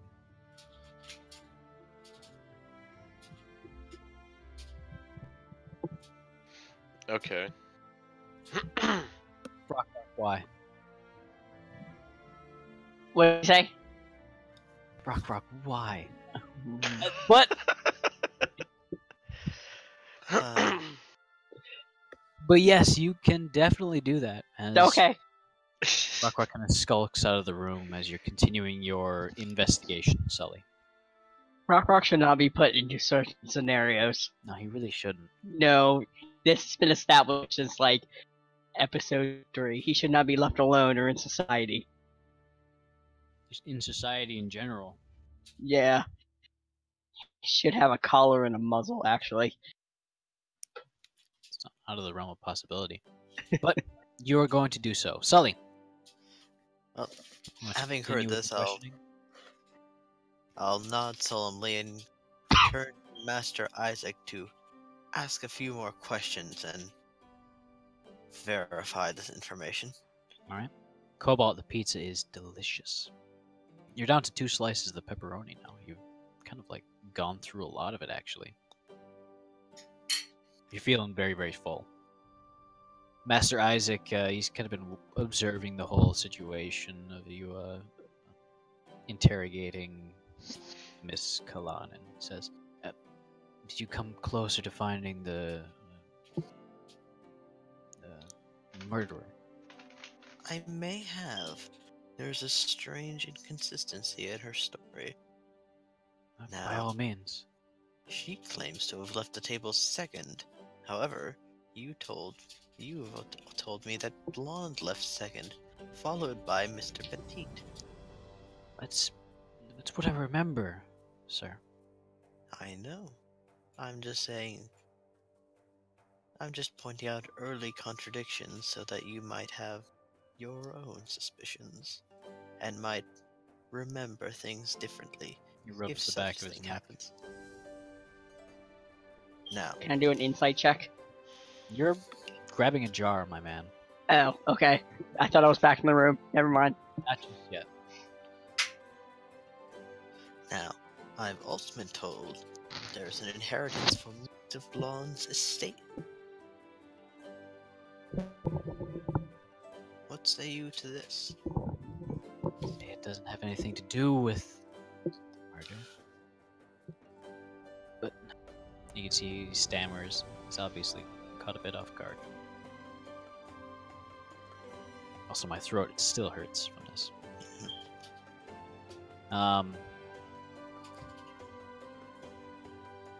It's not like that. It has nothing to do with it. I guarantee it. Oh, I know. I'm just asking if this is true.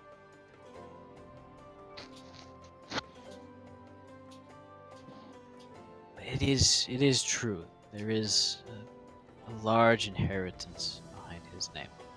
And who organized this gathering? I did. This meeting was to ensure that all of us got our fair share when the time came. Because it's a well-known fact that the elderly are a primary concern of many elderly are the fact that they don't want their things squandered when they leave. So things you to be organized this for Mr. Blonde, not at his request. Well, yes, it was a sort of it was for him because I know I talked to him before about it and he displayed concern, so I thought I'd be a caring friend and do this for him. But now that I see this turned out this way, it would have been best to... Sorry. It would have been best to not do that. Well, you couldn't have predicted this. Of course. That's all for now. Call for me if you remember anything of particular notice. However, of course. I will tell you a thing. My compatriots investigated the murder weapon. They did. Now, there is a scent on this blade, matching the one on Mrs. Callan's corset, let's say. In fact, it's a quite a strong scent. However, this could just be someone pinning this on her by dousing it in her perfume. But food for thought. It's certainly an idea, but she can be rather brutal and cunning in her ways. Especially regarding business deals. Her whole nobility venture, as it were. Indeed. She also looked away when they brought it here. This is not my job to do your job, or you. I'm just saying. I can't really make any assumptions, but perhaps there is. I did see Monsieur Petit and Miss Callan elope together at one point. I'm not sure if that has any significance to this, but perhaps it may. That was all for the moment. You can call me if you recall anything of potential importance. Of course. Next, I will... Cobalt, not rations, just sort of starts dissolving one of the pieces of pizza. Not even bothering to use the mouth on its current weasel form. Also, your stomach kind of hurts right now. You ate a lot of pizza. Does my quiver, like, ding when it's done, or what happens?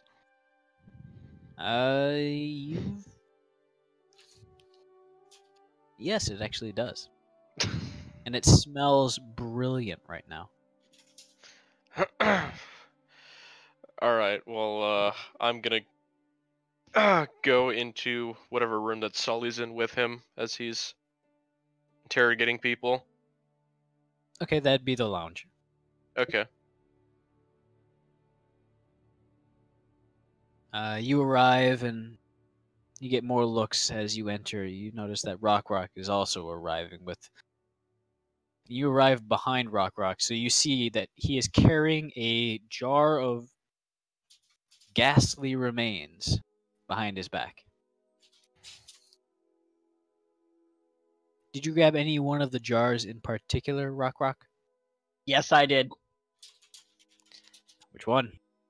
I can say, or do you want me to message you? You can just say it.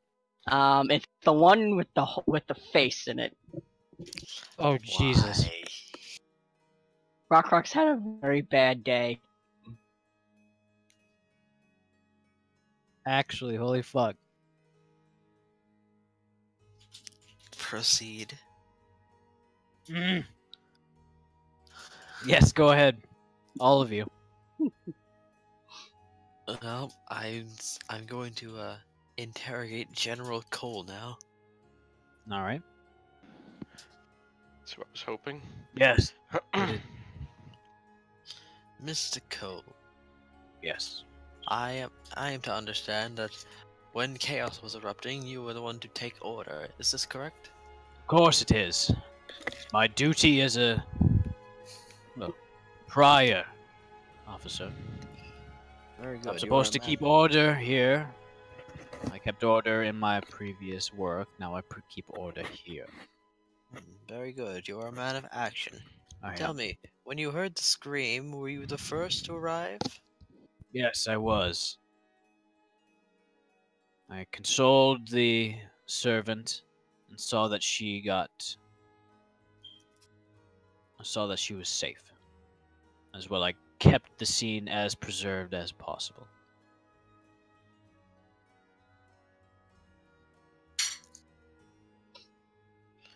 Did you wait for everyone else, or did you enter first? I entered first. I checked if he was perhaps still alive, but he was long gone. His blood was cold by the time I got to him.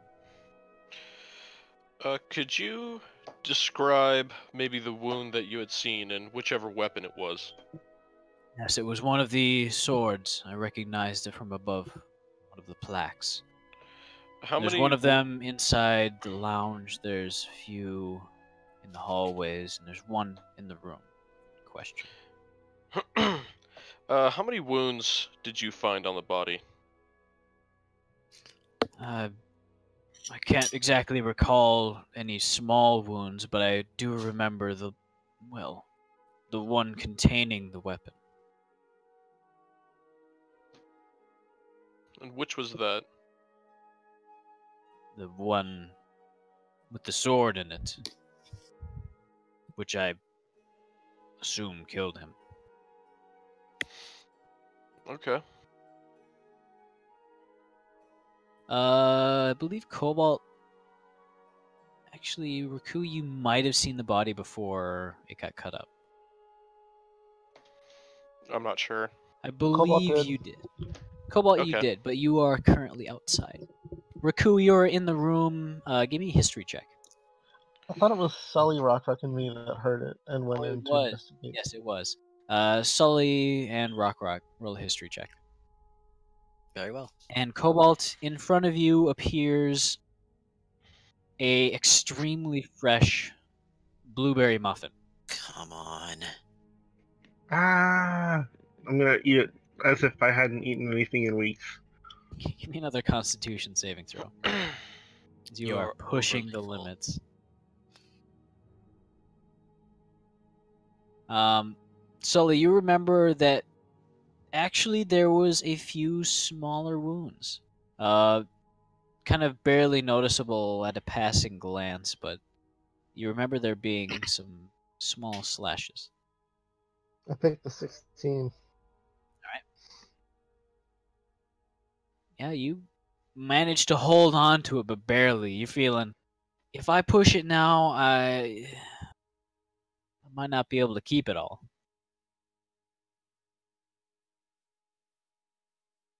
That's why I said he's going to finish off the meal with it.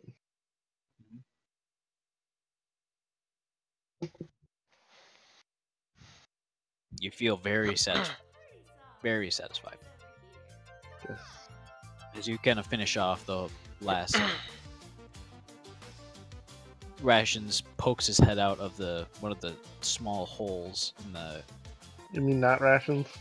not Rations. Pokes his head out of one of the small holes in the box. You can see he's a little bit disgusted. Disgusted. He doesn't like it? You get a feeling in your mind, a large picture of. Can you give me a nature check? Checking to see if I know what a pineapple is. Yeah. Fruits don't travel very far outside of their starting location. I thought pineapple That did. is. Well, pineapple is also very hard to grow. It's literally an entire plant. That's It takes like 2 years for one plant to grow. Yeah, it's fairly rare, especially in this setting. That is the weirdest freaking fruit you've ever seen. It looks like a tree, honestly, like a small, squat tree. How does Nut Rations know about it if I don't? Think about it for a moment. You realize you don't know.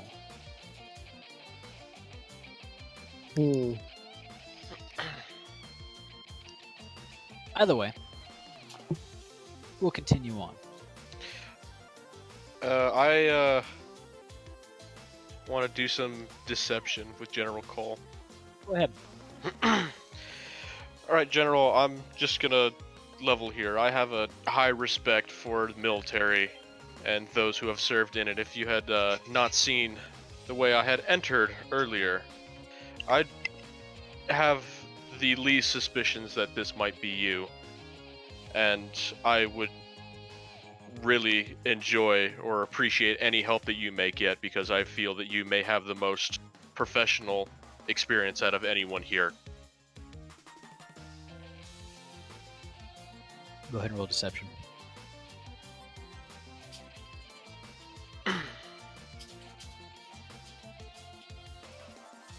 Holy shit. He nods. He says, if I were to be honest, the weapon wouldn't be the weapon I would have chosen. Far too large. Too flimsy.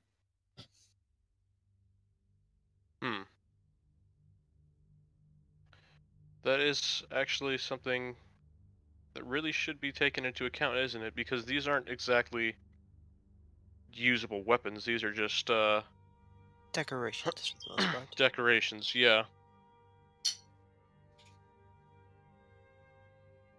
General, are you hungry at all? I apologize. I know nothing has really. We've been doing all of this the entire night, and I've seen you guys have just had water. I'm gonna bring out the bread. All right. You hear about 5 minutes ago. You heard a faint ding in the back of your mind.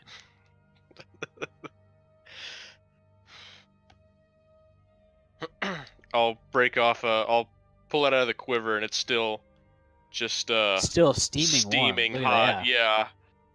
You make sure you look at it. You see little brown specks in there. This is indeed the right loaf. I'm gonna break off a piece and just charismatically toss it to him. Charismatically toss him bread. You make a charisma check. Oh, this should have been me. Oh my god. You suave man. That's how you charismatically throw bread. If You anyone almost could to- do it, it'd be you. You almost tossed it like one would toss throwing cards across the table. Really? I thought he was gonna Kinda toss it like a flying. flower to a pretty woman. Remember, it's just a piece I broke off of a fresh bread loaf. Yeah, fresh, very Mhm. nice smelling bread. They take it seemingly appreciatively.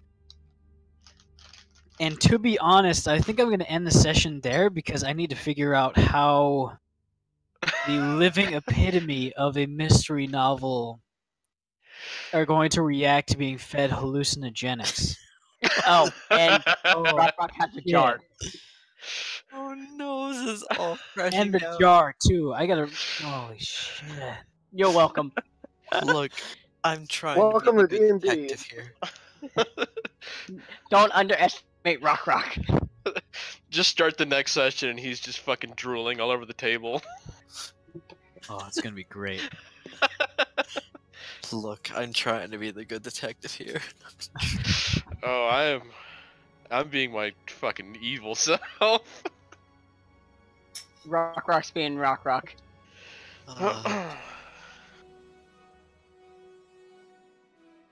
Anyways, as Yes. Dova said, the session is ending here. I thank you all very much for joining me this evening. I hope you enjoyed the Clue in D&D game, Murder Mystery. I will be back tomorrow, as I said earlier. It will be a longer stream from 3 p.m. Mountain Standard Time. That is 5 p.m. Eastern. I hope to see you all there. It is Subnautica. We've got Rooms and Reptiles again next Tuesday.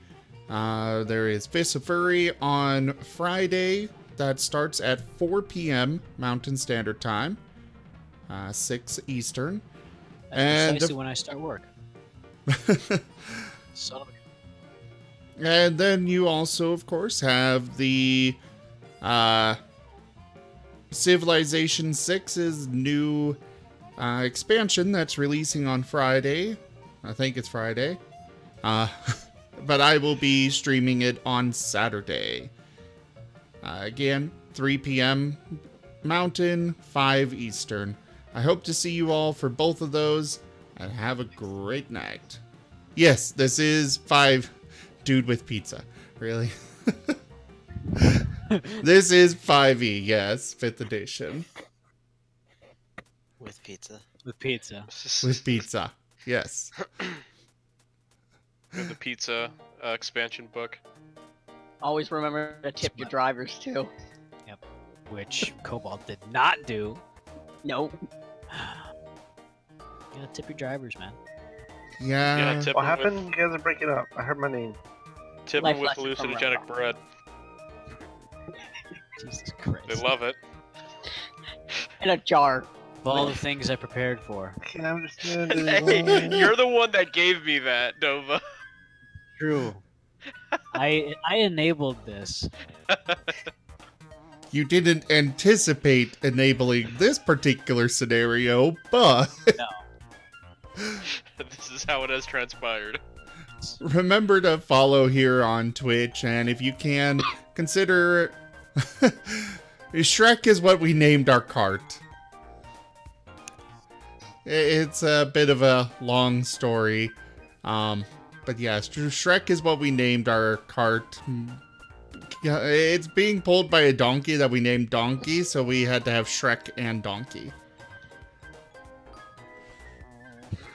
Anyways, thank you for joining. Remember to follow and subscribe on YouTube, or hey, subscribe here on Twitch. It really helps a lot. And I will bid you all adieu. Goodbye. Bye. Goodbye. God damn.